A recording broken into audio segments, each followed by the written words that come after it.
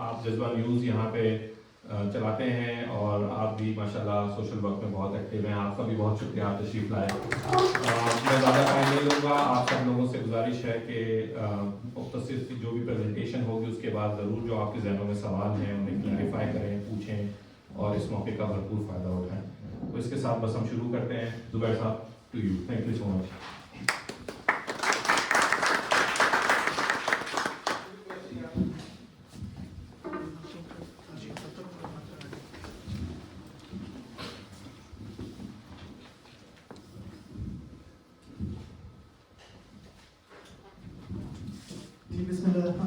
السلام علیکم. پہلے تو بہت شکریہ جرمن پاکستان کلچرل کلب کا ہمیں ادھر انوائٹ کرنے کا, اور ہم آپ سب کے بھی مشکور ہیں, آپ نے پارٹیسپیٹ کیا اور ہمیں آج آپ جوائن کر رہے ہیں. تو ہمارے آج دو ٹاپکس ہیں, ایک تو ول کے بارے میں ہم بات کریں گے اور دوسرا فیملی ری یونین ویزا. یہ دونوں چیزیں ہیں جو ہماری کمیونٹی میں ہر ایک کو کبھی نہ کہیں ان کی ضرورت پڑے گی. تو اس لیے ہم ڈائریکٹ شروع کرتے ہیں. میں پہلے تھوڑا سا آپ کو بتانا چاہوں گا اپنی لا فرم کے بارے میں, اپنے بارے میں کہ آپ کے سامنے کون کھڑا ہے, کون باتیں کر رہا ہے, تاکہ آپ کو بھی ایک آئیڈیا ہو جائے. کیونکہ یہ جرمن ہسٹری میں فرسٹ ٹائم ہے کہ کوئی جرمن لائر اپنی ہماری کمیونٹی میں ایک سیمینار کر رہا ہے. پہلے ہم نے شروعات کی تھی جاوید حسین پیارا صاحب کے ساتھ جذبات کے پلیٹ فارم سے, جو کہ ہم آن لائن سیشنز کرتے تھے, اور یہ فرسٹ ٹائم ہے کہ ہمیں موقع ملا ہے میونشن کی کمیونٹی کو ملنے کا اور دوسرا اس طرح کا سیمینار کرنے کا. تو ہماری انوانس خان صلاح خان, یہ لا فرم کا نام ہے. 2019 سے میں زیبسٹینش ہوں. ہماری 2 آفیسز ہیں. مین ایریاز آف لا ہمارے یہ ہیں کہ ہم امیگریشن لا کے ساتھ ڈیل کرتے ہیں, ہر قسم کی اسائلم سیکر سے لے کے فیملی ری یونین ویزا, شینجن ویزا, آگے پی آر, ریزیڈنس پرمٹ اور نیشنلٹی کے کیسز کے ساتھ. دوسرا ہمارا فیملی لا ہے. فیملی لا میں بھی کافی اس طرح کے ہیں کہ جو مینٹیننس ہو گیا, بچے کی کوئی کلیریفیکیشنز ہوگی, ڈگریز ہوگی, یہ ان سب سے ڈیل کر کے. اور تیسرا ہمارا کرمنل لا بھی ہے کہ جس کی بھی ہمیں نہیں پتہ ہوتا, کچھ جو ہمارے اسٹوڈنٹس ہیں ورک ویزے پہ آئے ہیں جو نئے جرمنی میں آتے ہیں, کہ ادھر کس چیز کو آپ ایز اے کرائم گنتے ہیں, کبھی کبھی پولیس کا لیٹر آ جاتا ہے. تو اس حوالے سے بھی ہم ڈیل کرتے ہیں. اور ساتھ میں کار ایکسیڈنٹس, اگر آپ کسی ایکسیڈنٹ میں ملوث ہوتے ہیں.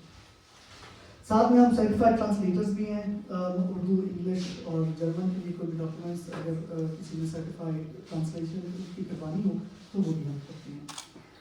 پھر میں اپنے بارے میں تھوڑا سا بتاتا چلوں کہ میں نے ویسٹفیلیش یونیورسٹی میونسٹر میں لا کیا تھا. اس کے بعد فرسٹ ایئر ایگزام میں نے ہامل کیا ہے اوبرلینڈسگericht میں.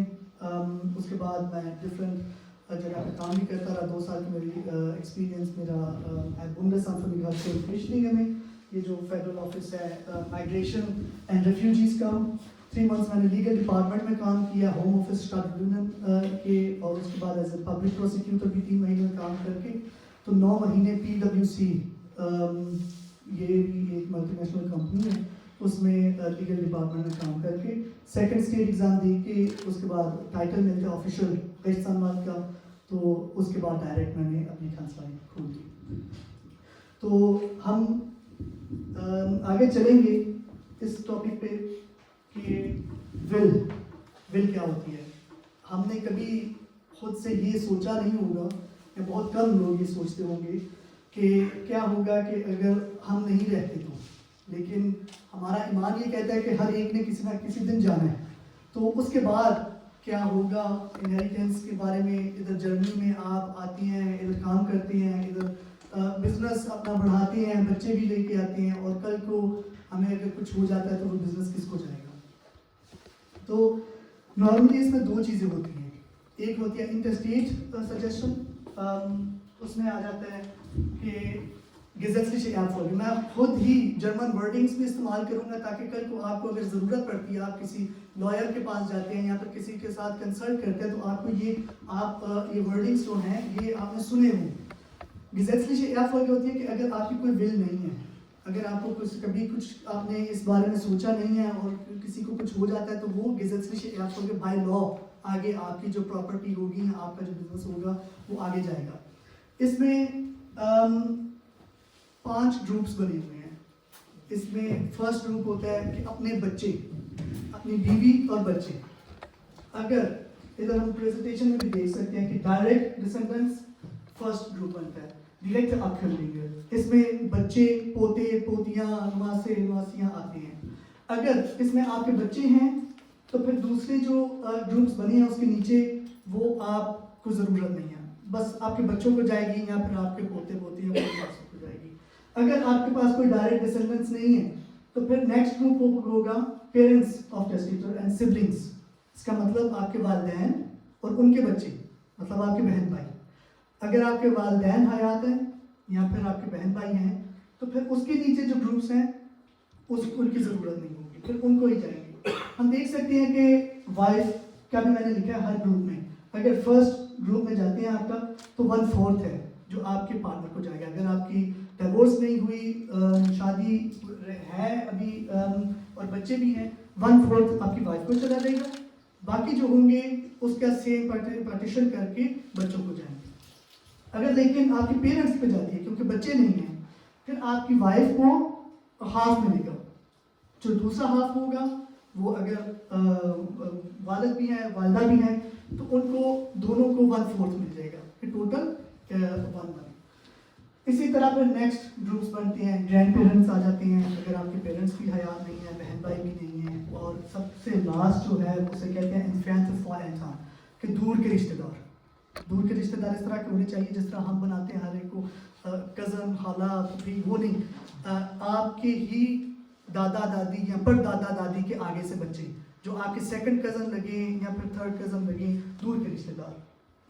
دوسرا, اگر آپ کے پاس فتخاک یا ٹیسٹامنٹ آپ نے ول لکھی ہوئی ہے تو پھر آپ کو یہ فرسٹ کیٹیگری کے بارے میں سوچنے کی ضرورت نہیں ہے, کیونکہ پھر آپ خود سے بتا سکتے ہیں کہ یہ میری پراپرٹی ہے, یہ میرا بزنس ہے اور وہ کس کو جائے گا.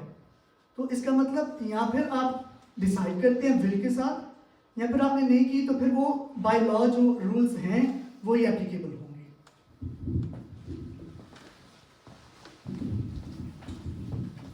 پھر آپ آئیں گے کہ یہ ول کیسے لکھی جاتی ہے اور اس کی ریکوائرمنٹس کیا ہیں. اس کے لیے آپ کو لائر کے پاس جانے کی ضرورت ہے, نوٹری پبلک کے پاس جانے کی ضرورت ہے, اور کس طرح آپ کیا کیا اس میں فیصلے کر سکتے ہیں. تو اس میں یہ ہے کہ پیراگراف 2064 BGB, یہ سول لا ہے جرمنی کا. اس میں یہ ہے کہ اونلی پاسبل ان پرسن. آپ کسی کو پاور آف اٹرنی نہیں دے سکتے. آپ یہ نہیں کہہ سکتے کہ میرے بہاف پہ تم جا کے میری ول لکھا. ہر ایک نے اپنی ول خود لکھنی ہے. 2 طریقے کار ہیں, یا تو پھر آپ خود سے اپنے ہاتھوں سے لکھیں گے یا پھر آپ کسی نوٹری پبلک کے پاس چلے جائیں گے. نوٹار, ایک لائر ہوتا ہے, ایک دوسرا نوٹار. نوٹار کے پاس جا کے کہیں گے کہ میں نے اپنی ول بنوانی ہے, یہ میرا آئی ڈی کارڈ ہے, اور وہ آپ کا آئی ڈی چیک کر کے پھر وہ کمپیوٹرائز بنائے گا, کمپیوٹر پہ ٹائپ کرے گا. اگر آپ نے خود بنانی ہے تو آپ کو کمپیوٹر پہ ٹائپ کرنے کی اجازت نہیں ہے. اس میں یہ ہوگا کہ آپ لکھیں گے بھی ہاتھ سے, سگنیچر بھی ہاتھ سے ہوں گے, کہ آپ یہ نہیں کہہ سکتے کہ میں ٹائپ کر لیتا ہوں اور نیچے صرف اپنے سائن کر دوں گا. پلیس, ڈیٹ اور ٹائم, سگنیچر, یہ 4 چیزیں پلس آپ کی اپنی ہینڈ رائٹنگ ہونی چاہیے. یہ بھی نہیں بندہ کہہ سکتا کہ میں بیٹھا ہوں تو یا آپ لکھ دیں میری ول. آپ نے خود اپنے ہاتھوں سے لکھنی ہے. اس کا ایک ریزن ہے, کل کو اگر آپ نہیں رہتے تو کوئی کہتا ہے کہ یہ ول ان کی اپنی ہی نہیں تھی, یہ تو کسی اور نے لکھی تھی, تو یہ بندہ پروف کر سکے کہ نہیں یہ ان کی اپنی ہی مرضی تھی, ان کی اپنی ہینڈ رائٹنگ ہے, یہ پلیس ہے, یہ ڈیٹ ہے. ٹائم اس لیے کیونکہ آپ جو بھی آپ اپنی ول لکھتے ہیں یہ نہیں اس کا مقصد کہ ایک دفعہ لکھ دی اور اس کو کبھی آپ چینج نہیں کر سکتے. آپ ابھی لکھ کے 5 منٹ بعد آپ دوبارہ سے چینج بھی کر سکتے ہیں. تو ٹائم ہونا, اوپر لکھا ہونا ضروری ہے تاکہ پتہ ہو کہ پہلے کون سی تھی اور بعد میں کون سی تھی. تو کل کو تاکہ کوئی اس طرح کی اس بات پہ کوئی لیگل پروسیڈنگس نہ شروع ہو جائیں, کیس لمبا نہ ہو جائے, کیونکہ اس میں بھی مختصر سے میں آپ کو بتاتا ہوں کہ اگر وفات ہو جائے تو اس کے ول کو کیسے پتہ چلتا ہے اور کیسے اس کی پروسیڈنگس ہوگی. اس کی ہیڈنگ ہونی چاہیے مائی ول اور مائی لاسٹ وش, کہ پتہ ہو کہ بندے کو جب وہ لکھ رہا تھا تو اس وقت کہ اسے اندازہ تھا کہ یہ جب میں جو لکھ رہا ہوں یہ کل کو کانسیکوینس ہوگی, کہ یہ نہیں ہے کہ میں بس اپنے دماغ میں کوئی آئیڈیا بنا رہا تھا. کل کو یہ بھی تو بندہ سوچ سکتا ہے نا کہ کوئی بندہ نوٹ کر رہا ہے کہ اگر مجھے کچھ ہو جائے تو یہ میں یہ چیزیں کروں گا. نہیں, اس میں لکھا ایکسپلیسٹلی لکھا ہو ٹیسٹامنٹ جرمن میں, یا پھر مائی ول, مائی لاسٹ وش, اس طرح کی کوئی ہیڈنگ ہونی چاہیے. Changing any time possible with the content. لیکن یہ ایک ایڈوائس ہے کہ اگر کوئی ول لکھی جائے یا پھر اسے چینج کیا جائے, ہمیشہ سے یہ سینٹنس ضرور لکھا جائے نیچے, hiermit widerrufe ich alle vorhergehenden Testamente. اس کا مطلب ہے کہ جو بھی میں نے پہلے لکھی ہوں گی کبھی, یا سال پہلے یا 2 سال پہلے, ان کو میں کینسل کرتا ہوں. یہ میری لاسٹ ول ہے, یہی میری لاسٹ وش ہے, اور کوئی بھی نہیں ہے. اور تاکہ کل کو بندہ ڈیٹ کے ساتھ کل کو ایک دم سے نکل آتی ہے کوئی اور بھی, تو آپ کو کوئی یہ نہ خطرہ ہو کہ وہ کہیں کہ دونوں ہی ویلڈ ہیں, پہلی بھی اور دوسری بھی. اس لیے پہلی کو کینسل کرنے کا طریقہ کار یہ ہے کہ آپ لکھیں hiermit widerrufe ich alle vorhergehenden Testamente. بس یہ اس طرح سے. Vermächtnisse, Single Legacy, یہ بھی ایک چیز ہے کہ اگر آپ خود اپنی لاسٹ وش لکھ رہے ہیں, لاسٹ ول, تو اس میں آپ ہر طریقے سے لکھ سکتے ہیں. اس میں کوئی پابندی نہیں ہے. اس میں آپ کہہ سکتے ہیں کہ میرے نیبر کو میری گاڑی مل جائے, میرے فلانے کو یہ مل جائے, یہ میرے جو بینک بیلنس ہے اس میں اتنے پرسنٹیج جو ہے اس کو مل جائے. تو یہ چیزیں آپ خود سے کر سکتے ہیں. حالانکہ جو دوسرا فرسٹ ہوتی ہے کہ آپ کی آپ نے اگر یہ چیزیں نہ کی ہوتی تو جو بائی لا ہے اس میں یہ ہوگا کہ آپ اگر آپ نے کہا ہے کہ آپ کے بچے آتے ہیں, فار ایگزامپل مسٹر ایکس ہے, اس کے 2 بچے ہیں, بیوی ہے, بیوی کو 1/4 مل گیا, بچوں کو جو ہے وہ باقی کے 3/4 مل گیا. تو اس میں آپ کی پوزیشن وہی سیم ہوگی, آپ کے فرائض بھی وہی ہوں گے جو مسٹر ایکس کے ہیں. اگر آپ نے وہ چیزیں لی ہیں تو جو بھی اس کے کوئی قرضہ ہوگا, جو کوئی دینے والا حساب ہوگا, وہ بھی اس کے بھی آپ ذمہ دار ہیں. جب آپ ول لکھتے ہیں, اگر اس میں کوئی چیز دیتے ہیں تو وہ آپ نے بس دے دی, اس میں فرائض نہیں ہوتے. اس میں یہ نہیں دیکھنا ہوتا کہ اب کس نے کتنا اس میں سے پے بیک کرنا ہے.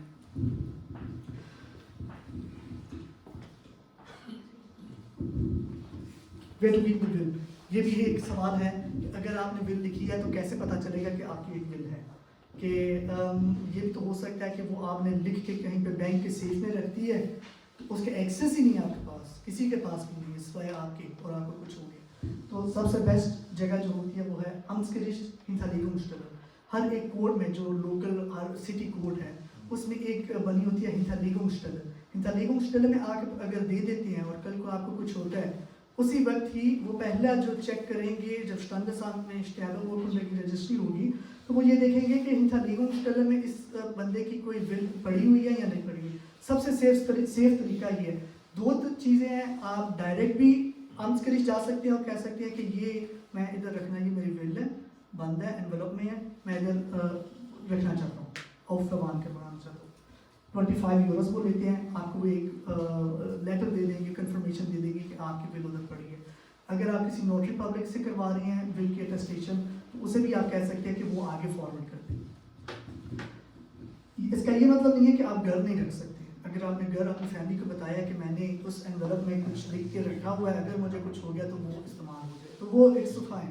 اس میں یہ نہیں ہے کہ کل کو یہ بندہ نہیں کہہ سکتا کہ آپ نے ادھر کیوں رکھی ہے. ریلیٹیوس سیف ہے, لیکن یہ ہے کہ کل کو لڑائی بن سکتی ہے. لڑائی اس سینس میں کہ آپ کی اگر 2 ولز ہیں تو کون سی نہیں ہے, کون سی پرانی ہے, اس میں کوئی امینڈمنٹ نہیں ہوئی, کل کو آپ یہ پروف نہیں کر سکتے, تو خاص کر کے پاکستانی ووٹرز. تو سیف میں تو بالکل ہی نہیں. سیف میں کسی کے پاس ایکسیس نہیں ہوگا. ایکسیس لینے کے لیے پہلے ایپ شائن بنے گی, ایپ شائن لینے کے لیے آپ کی وہی بائی لا gesetzliche Erbfolge پہلے ہوگی. پھر ایک نیا Zentrales Testament Register بنا ہوا ہے, Bundesnotarkammer. اگر آپ کسی نوٹری پبلک سے اپنی ول لکھواتی ہیں تو ایک Zentrales Testament Register میں, وہ رجسٹر میں انٹری اس کی ہوگی کہ آپ نے فلانے نوٹار کے پاس یہ ٹیسٹامنٹ لکھوا دیا ہے. تو بیسٹ یہی ہے کہ آپ اگر خود سے لکھیں, Amtsgericht, Verwahrungsstelle, نوٹار سے کروائیں, تو پھر Zentrales Testament Register. پھر آتے ہیں کامن مسٹیکس. آپ نے ول بنا دی, آپ کو نہیں پتا کہ اس میں صحیح ہے یا نہیں ہے. یہ اب بیسکس ہے, ہم ڈیٹیل میں نہیں جا سکتے کیونکہ نہیں تو پھر تو ہم سارا دن لگے رہتے کہ اس میں بہت سی ایسی ڈیٹیلز میں چیزیں ہیں کہ وہ سب بتائی بھی نہیں جا سکتی. لیکن ناٹ ہینڈ ریٹن, اگر آپ کمپیوٹر پہ ٹائپ کرتے ہیں, پرنٹ کرتے ہیں, سائن کر دیتے ہیں, it's not valid. Incomplete name और एड्रेस और डेट ऑफ बर्थ, ये 3 चीज़ें हैं जो कि आपके विल में ज़रूरी होनी चाहिए ताकि आपकी आइडेंटिटी क्लियर हो। डेट ऑफ बर्थ के साथ cash amount not specified enough, आप कहें कि मेरे जो उधर पैसे पड़े हैं वो सारे इस बंदे के, लेकिन आपने कोई बताया नहीं है कि कितनी तकरीबन कितनी, आप एग्जैक्ट अमाउंट ज़रूरी नहीं है लिखने की क्योंकि वो तो आपको पता ही नहीं है, लेकिन आप एटलीस्ट ये कहें कि मेरी जो कैश अमाउंट इस जगह पे पड़ी है या इस इधर पड़ी, इधर से मुझे मिलनी है या फिर मेरे इस बैंक अकाउंट में पड़ी है, ताकि पता हो कि कौन सी अमाउंट की बात कर रहे हैं। या फिर आप लिखें कि सारी अमाउंट जहाँ भी पड़ी हुई है, या फिर आप कहें कि इतनी अमाउंट मैं इसको देना चाहता हूँ, इतनी मैं इसको देना चाहता हूँ। Missing signature not at the end of the bill, हमेशा सबसे एंड पे लिखनी पड़े, साइन करने होंगे ताकि जो भी उससे पहले लिखा हो पता हो कि वो आपने ही लिखा है। अगर सिग्नेचर के बाद होंगे तो वो ये होगा कि आपने या किसी ने कल को ऐड किए। फाइनेंशियल सर्कमस्टेंसेस इनकम्प्लीट, ये वही है कि आपके अगर विल बना रहे हैं तो उसमें फिर सारी चीज़ें आप लिखें कि अगर आपके 2 जगह पे बिजनेस है तो आप सिर्फ एक जगह का लिखेंगे तो वो इनकम्प्लीट विल होगी। इसका ये मतलब नहीं है कि आपकी विल जो है वो इनवैलिड हो जाएगी, लेकिन वो आपके लिए बेहतर है ताकि कल को इस चीज़ का मसला ना बने कि अब कौन सी प्रॉपर्टी या कौन सा बिजनेस विल के थ्रू जाएगा और कौन सा फिर बाय लॉ जो उनके रूल्स हैं उसके मुताबिक जाएगा। Missing revocation of all wills, ये जैसे कि मैंने आपको कहा है कि ये तस्तामेंट, इसका मतलब कि पुरानी सारी कैंसिल होगी ताकि कोई डबल ना हो, टाइम आप नहीं लिखते तो ये ना पता हो कि पहले कौन सी लिखी और बाद में कौन सी लिखी। इसके अलावा लिविंग विल्स भी होती हैं। एक तो ये हो गया टेस्टामेंट। टेस्टामेंट का मतलब है कि अगर कोई वफात पा गया है तो उसके आगे जदाद को क्या होगा, वसीयत। दूसरी होती है Patientenverfügung, Vorsorgevollmacht, Sorgerechtsverfügung। Patientenverfügung का मतलब है कि अगर कोई बंदा हॉस्पिटलाइज हो जाता है, कार एक्सीडेंट हुआ है रात को, हॉस्पिटलाइज हो गया है, कोमा में है, अब उसका फैसला कौन करेगा? फैमिली तो करेगी, लेकिन किसी के पास अगर Patientenverfügung होगी तो वो फैसला कर सकता है कि कितनी देर कौन सी मेडिकेशन दी जाए। आपको पता है जब भी ट्रीटमेंट के लिए या कोई ऑपरेशन के लिए जाते हैं तो वो एक Aufklärungsbogen देती हैं, उसमें बताती है कि इस ऑपरेशन का ये रिस्क है, इसका ये फ़ायदा है और कल को ये भी हो सकता है। अब वो फैसला कौन कर सकता है जब आप कोमे में हैं? ऑब्वियसली फैमिली के साथ Patientenverfügung हमेशा होनी चाहिए क्योंकि ये एक्सट्रीम पे भी हो सकता है कि आप कोमे में हैं और डॉक्टर्स कह रहे हैं कि फ़ायदा नहीं है, हियनतोद हो गई है, लेकिन आप कहते हैं कि नहीं, हम नहीं चाहते कि जो मशीन्स हैं वो ऑफ की जाए, तो वो फैसले वो बंदा कर सकता है जिसके नाम पे ये Patientenverfügung होगी। Vorsorgevollmacht, जब अगर बंदा खुद से फैसले अपने ना ले सके, डेमेंस इस तरह की बीमारी हो गई है या फिर कहीं पे ऑपरेशन हुआ है, अभी कोई बंदा खुद फैसला नहीं कर सकता, तो इससे पहले कि कोर्ट आपको कोई बतखोया दे, बतखोया हमेशा कोर्ट फैसला करती है, अगर कोई अपना फैसला खुद नहीं कर सकता, अपने लिए कोई सही सोच नहीं रखता, तो कोर्ट एक बंदा देती है कि आपके बिहाफ पे वो बंदा फैसले करेगा। इसको अवॉइड करने के लिए आप हमेशा एक Vorsorgevollmacht रखें। Sorgerechtsverfügung, क्योंकि ये काफ़ी लोगों ने हमारे पाकिस्तानियों ने हमें पूछा भी था कि फॉर एग्जांपल एक कपल है, उनका एक बच्चा है, वो पाकिस्तान से आए हैं, कपल अकेला, कोई रिश्तेदार नहीं है, कोई भी नहीं है, किसी दोस्त के यहाँ अपने बच्चे को 2-3 साल का बच्चा छोड़ के वो जाते हैं नाइट आउट के लिए, डिनर के लिए कहीं पे, वापसी पे उनका एक्सीडेंट हो जाता है, दोनों वफात पा जाते हैं। अब बच्चा उधर है, बच्चे का फैसला कौन करेगा? नॉर्मली ये होता है कि बाय लॉ बच्चे का फैसला कोर्ट उसी वक्त जुगेंडाmt को इन्वॉल्व करता है और एक Vormundschaft ऑर्डर करता है। बच्चे को Pflegefamilie में, जर्मन फैमिली जो कि उनके पास एक्स्ट्रा इस तरह की लाइसेंस होता है कि वो बच्चों को अपने पास रख सके। साथ ही कोर्ट फैसला करेगी कि इसके फैसले किसने आगे करने हैं बच्चे की, कौन हो, क्योंकि बाकी रिलेटिव्स तो पाकिस्तान है, इसलिए ये Sorgerechtsverfügung हर एक उस कपल के लिए जो कि इधर अकेला है, जिसके डायरेक्ट रिश्तेदार इधर नहीं है, कल को अगर कुछ होता भी है Sorgerechtsverfügung होगी, उसमें लिखा होगा एक्सप्लिसिटली नेम कि कल को अगर हमें कुछ हो जाता है, ऑब्वियसली अगर सिर्फ वालिदा को कुछ हो तो वालिद आगे फैसले लेगा, वालिद को हो तो वालिदा लेगी, लेकिन अगर दोनों को एकदम से हो जाता है तो आप वो उधर मेंशन करेंगे कि ये हमारे जाने के बाद हमारे बच्चे के फैसले ये करेगा।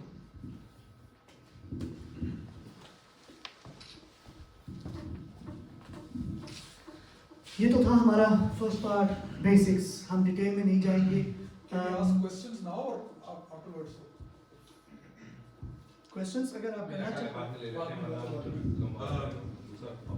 ये जिस टेमा पे अभी आपने बात की है, अगर वो दोनों फोत हो जाते हैं और पीछे उनका एक बच्चा है, अब उस बच्चे का तो यहाँ पर कोई भी नहीं, बिल्कुल अगर उसके दादी दादा हैं, नानी नाना हैं और वो लोग तो पाकिस्तान में रहते हैं, बिल्कुल तो उस सूरत में क्या बच्चा यहीं पर रहेगा या वो लोग उनको लेके जा सकते हैं? वो लेके जा सकते हैं, अरेंज उन्होंने खुद करना है। ये ज़ाबिता तकरीबों में लिखा होगा कि जब हमारे जाने के बाद बच्चे को दादा दादी के पास आप छोड़ जाएं, दादा दादी खुद रब्ता करेंगे युगेंडामत के साथ कि ये हमारा उधर पोता पोती है और हमारे बच्चों की डेथ हो गई है, और साथ में जो कॉस्ट होती है वो दादा दादी ने उधर से बेयर करनी होती है। जो अरेंजमेंट है वो युगेंडामत इधर साथ में करता है और बच्चे को पाकिस्तान वापस भेज दिया जाएगा। अगर जर्मन नेशनल नहीं है, तो जर्मन नेशनल है तो वो पहले से बच्चे को इतना बड़ा होने देंगे फ्लीगे फैमिली में ताकि वो अपने फैसले खुद कर सके। उसके साथ एक होता है फफांस बाइस्टान, फफांस बाइस्टान कहते हैं, वो भी लॉयर्स होते हैं, उनके पास स्पेशल एक क्वालिफिकेशन होती है कि वो बच्चों के लॉयर्स होते हैं। जब भी हम कोर्ट में केस करते हैं तो कोर्ट बच्चे के लिए एक अलग सा लॉयर लेते हैं। फॉर एग्जांपल कपल है, एक दूसरे के साथ लड़ाई है, इकट्ठे रहते नहीं है, बच्चे का मसला है, बच्चे को मिलना चाहता है, बाप मिलना चाहता है, वहाँ मिलने नहीं दे रही, बच्चा बाप केस करता है अदालत में, कहता है कि बच्चे की माँ मिलने नहीं दे रही, आगे क्या करें। बच्चे के बाप के पास भी वकील है, माँ के पास भी वकील है, अब बच्चा तो वकील है, 7-8 साल उसकी एज है, तो कोर्ट अपने से उसको एक लॉयर देगी, जितनी भी एज हो, बेशक छोटा है या बड़ा है, एक लॉयर होगी जो कि सिर्फ बच्चे का सोचेगी कि बच्चे के इंटरेस्ट क्या है, बच्चे को बाप से मिलना चाहिए या नहीं, दोनों से बात करके। इसी तरह फिर बच्चे को भी इस केस में लॉयर किया जाता है कि जो बच्चे के इंटरेस्ट देखे, और जब बच्चा खुद कहे कि मैं इधर नहीं रहना चाहता या फिर मेरे दादा दादी हैं, राब्ता होगा, राब्ते से बना कोई भी नहीं कर सकता, तो वो फिर अरेंज करके पाकिस्तान भेज देते हैं। आप क्वेश्चन बाद में लेते हैं, पहले आप ये खत्म कर लें तो ये फिर क्वेश्चंस के लिए कल हम टाइम देंगे, हर एक क्वेश्चंस क्लियर करेंगे। फैमिली रीयूनियन वीज़ा, इससे हर एक तकरीबन ज़्यादातर हमारी कम्युनिटी इफेक्टेड है, चाहे वो स्टूडेंट्स हों जिन्होंने पाकिस्तान में शादी की है, चाहे कोई वर्क वीज़ा पे आ रहा है, ब्लू कार्ड पे आ रहा है, चाहे इधर कोई जर्मन नेशनल्स हैं जो जर्मन बॉर्न है, पाकिस्तान में शादी की है, उनकी फैमिली में आना है, तकरीबन हर एक को कभी ना कभी इसकी ज़रूरत पड़ती है। लेकिन आजकल क्या सिचुएशन चल रही है, आजकल वेटिंग टाइम, ये फर्स्ट हर्डल होता है कि जब आपने एप्लीकेशन देनी है तो आपको एक अपॉइंटमेंट चाहिए ताकि आप एप्लीकेशन सबमिट करवा सकें। एप्लीकेशन सबमिट आप करवाएंगे पाकिस्तान में,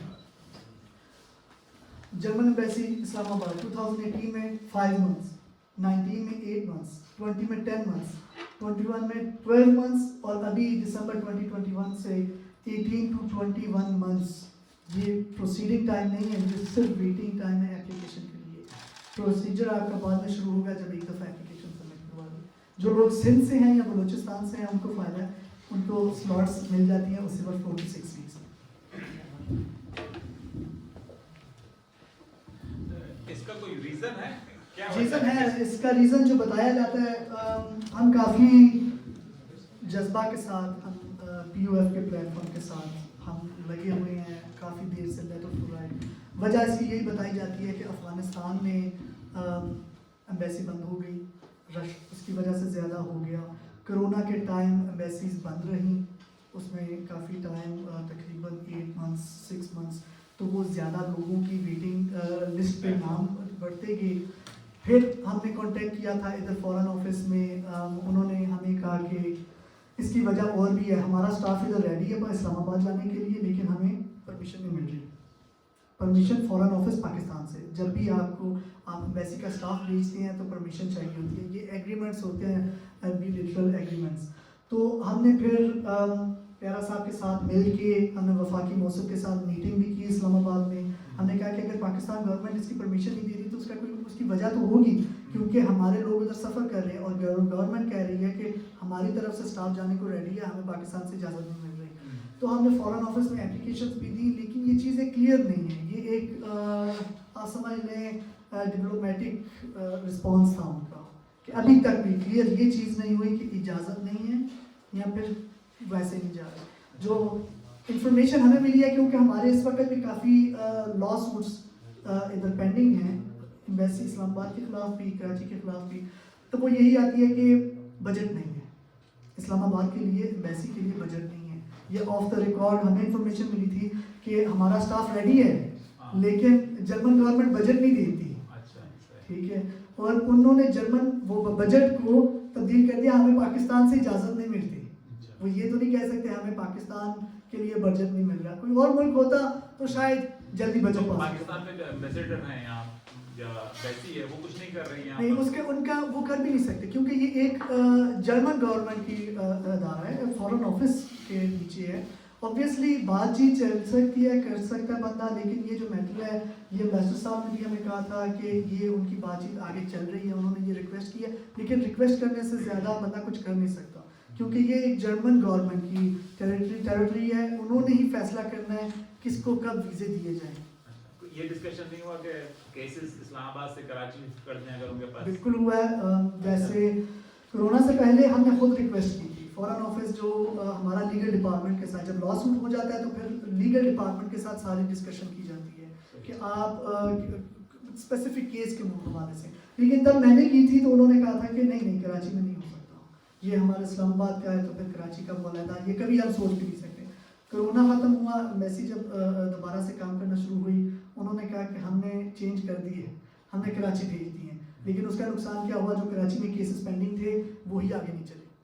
کراچی کی پروسیڈنگ ٹائمنگ جو ٹائم تھا وہ 4 months 6 months سے لے کے وہ 1 year تک چلا گیا کیونکہ ادھر اسٹاف نہیں تھا. اسٹاف اتنا ہی تھا کہ کراچی کو سندھ کو ڈیل کر سکے, اور ایک دم سے جب پنجابی ادھر گئے تو وہ آگے نہیں بڑھا, کام نہیں بڑھا. اور ابھی انہوں نے اس لاسٹ ایئر اکتوبر نومبر سے پھر انہوں نے ختم کر دیا کہ کراچی میں پنجاب کے اپلیکینٹس کو ڈیل نہیں کر دی, کیونکہ جو اپلیکیشنز پینڈنگ تھی 2020 کے اینڈ سے لے کے 2021 تک وہی ان سے ابھی تک کمپلیٹ نہیں ہے. اپلیکیشن کا پروسیجر بیسکس ڈیٹیل میں جانے کے بنا بک این اپوائنٹمنٹ, یہ سب سے پہلا پروسیس ہے. ہم یہ کہیں گے کہ یہ اسلام آباد کا ہے, کراچی کا ساتھ میں نے ٹائم لائن لکھی ہوئی ہے کہ اگر آپ ادھر شادی پاکستان شادی کرتے ہیں, آپ اپنے اسپاؤس کو بلانا چاہتے ہیں یا پھر آپ کے اسپاؤس ادھر ہے, بچے ادھر ہیں, ان کو بلانا چاہتے ہیں, 18 to 20 months آپ پہلے ویٹ کریں گے. اپوائنٹمنٹ آئے گی, انٹرویو ڈیٹ ہوگی, biometrics, submission of fee for lawyer verification. Lawyer verification جو ہوتی ہے وہ یہ ہے کہ لائر ایک جاتا ہے, آپ کے برتھ سرٹیفکیٹ, نکاح نامہ, اس کی ساری انکوائری کرتا ہے. اس کا بیک گراؤنڈ یہ ہے کہ اگر کسی اور کنٹری کے ڈاکومنٹس ہوتی ہیں تو وہ لیگلائز ہو سکتے ہیں, وہ ان کے وہ اپوسٹل لگ سکتی ہے, لیکن پاکستان کی اس طرح کی ویریفیکیشن ہوتی ہے کہ لائر خود جاتا ہے. اس کے 1.5 مہینے بعد آپ کو لائر وزٹ کرے گا. لائر وزٹ کرنے کے بعد 3 مہینے لگ جائیں گے. لائر آیا, انٹرویو لیا, پھر کچھ بھی نہیں, آپ کو کوئی جواب نہیں آئے گا. سبمیشن آف ویریفیکیشن رپورٹ, اس کو پھر تقریباً 1.5 مہینہ لگ جائے گا کہ وہ ویزا آفیسر کے پاس آپ کی فائل پہنچے. 1.5 مہینہ لگ جاتا ہے کہ وہ آپ کی ایولیٹ کر کے آگے پھر فائل آسلینڈا بہاڑے بھیجتے ہیں. کوشچن؟ جی سوری میں انٹرپٹ, ابھی میں ریسنٹلی لاسٹ منتھ ہوا, ہم لوگ ورک ویزا پہ, تو یہ لائر ویریفیکیشن والا جو پروسیس ہے نا, آئی تھنک کراچی میں تو ایٹ لیسٹ انہوں نے اسکپ کیا ہے. وہی میں بات کر رہا تھا, میں نے کہا شروع میں کہ اسلام آباد کا ہے, لیکن کراچی کی ٹائم لائن بالکل الگ ہے.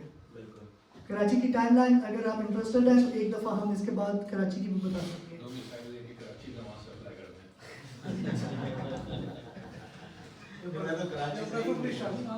کراچی بھی ویسی ہو رہی ہے.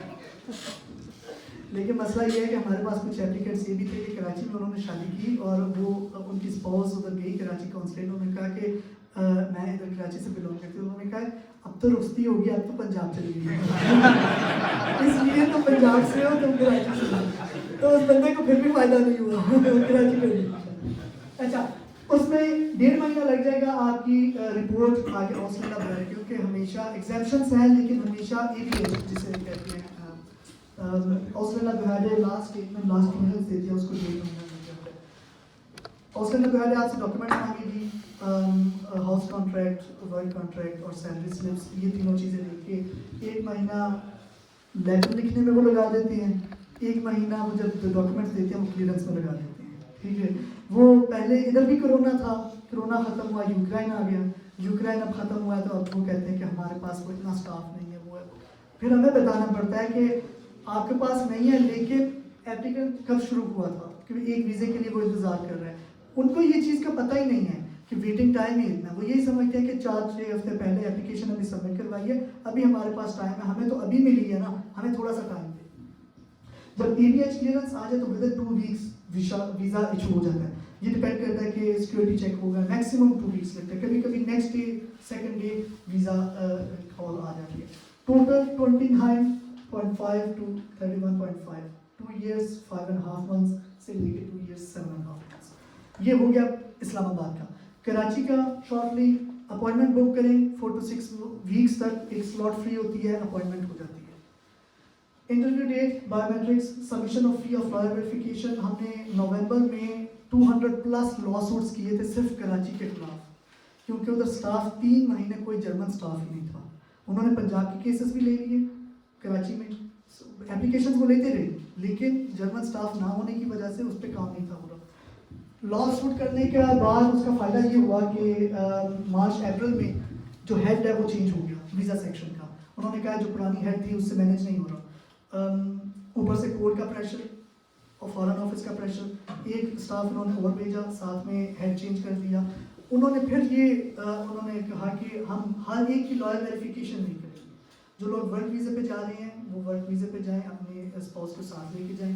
جن کا کوئی ڈاؤٹ نہیں ہوتا کوئی ڈاکیومنٹس میں, کیونکہ کچھ اس طرح کی چیزیں ہیں وہ بھی ہم شارٹلی ڈسکس کریں گے, لیکن اگر ڈاؤٹ نہیں ہے تو لائر ویریفیکیشن نہ کی جائے, ڈائریکٹ ABH کو پروسیڈ کیا جائے, ادھر سے فیصلہ آئے تو ویزا ایشو ہو جائے.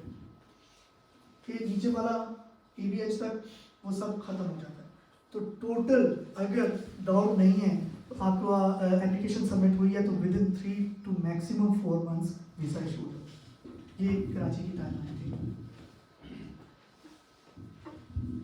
Further delays in process, first جو تھا وہ اگر سب کچھ ٹھیک ہو, اور ڈیلیز کیسے آ سکتی ہیں؟ ڈیلیز آ سکتے ہیں کہ اگر بندے نے ویٹنگ ٹائم پہ رجسٹر کر لیا ہے, نو پری ویریفیکیشن. پری ویریفیکیشن کا مطلب ہے کہ اگر آپ جب ویٹنگ لسٹ پہ آ چکے ہیں تو آپ جو ویریفیکیشن آپ کے کل کوئی بیسک کے لائر نے کرنی ہے, آپ خود ایک دفعہ وہ ویریفائی کریں ڈاکیومنٹس. اس میں برتھ سرٹیفکیٹ دونوں کے, میرج سرٹیفکیٹ اور نکاح نامہ, یہ 4 ڈاکیومنٹس ہیں جن کی ویریفیکیشن ہوتی ہے. تو بہتر ہے کل کو اگر کوئی شک ہو, لیٹ اینٹری, اس طرح کی چیزیں اس پہ ہم آتی ہیں تو پہلے سے ہی بندہ وہ ویریفائی کر لے اور وہ ٹائم یوز کرے ان ڈاکیومنٹس کو کریکٹ کروانے کے لیے. برتھ سرٹیفکیٹ میں کیا وہ چیزیں ہیں جو ہمیشہ مسئلہ کریٹ کرتی ہیں جس کی وجہ سے ڈیلے آتے ہیں. نو لیٹ اینٹری پروسیس, کسی کا برتھ سرٹیفکیٹ بنا نہیں ہے, پیدائش 1990 میں 90s میں 80s میں ہوئی ہے, تب برتھ سرٹیفکیٹ کا کون سا مسئلہ تھا. بی فارم بن گیا, والدین نے بنا دیا, کسی نے سوچا نہیں تھا کہ کل کو جرمنی جانا ہے, کل کو یہ ویزا پروسیس ہوگا, بس یونین کونسل گئے سیکٹری سے وہ برتھ سرٹیفکیٹ لے گیا. مسئلہ یہ ہے کہ ود ان 60 days اگر آپ کی برتھ انٹری نہیں ہوئی, میں یہ پھر پنجاب والوں کی بات کر رہا ہوں, کراچی میں پروسیس الگ ہے.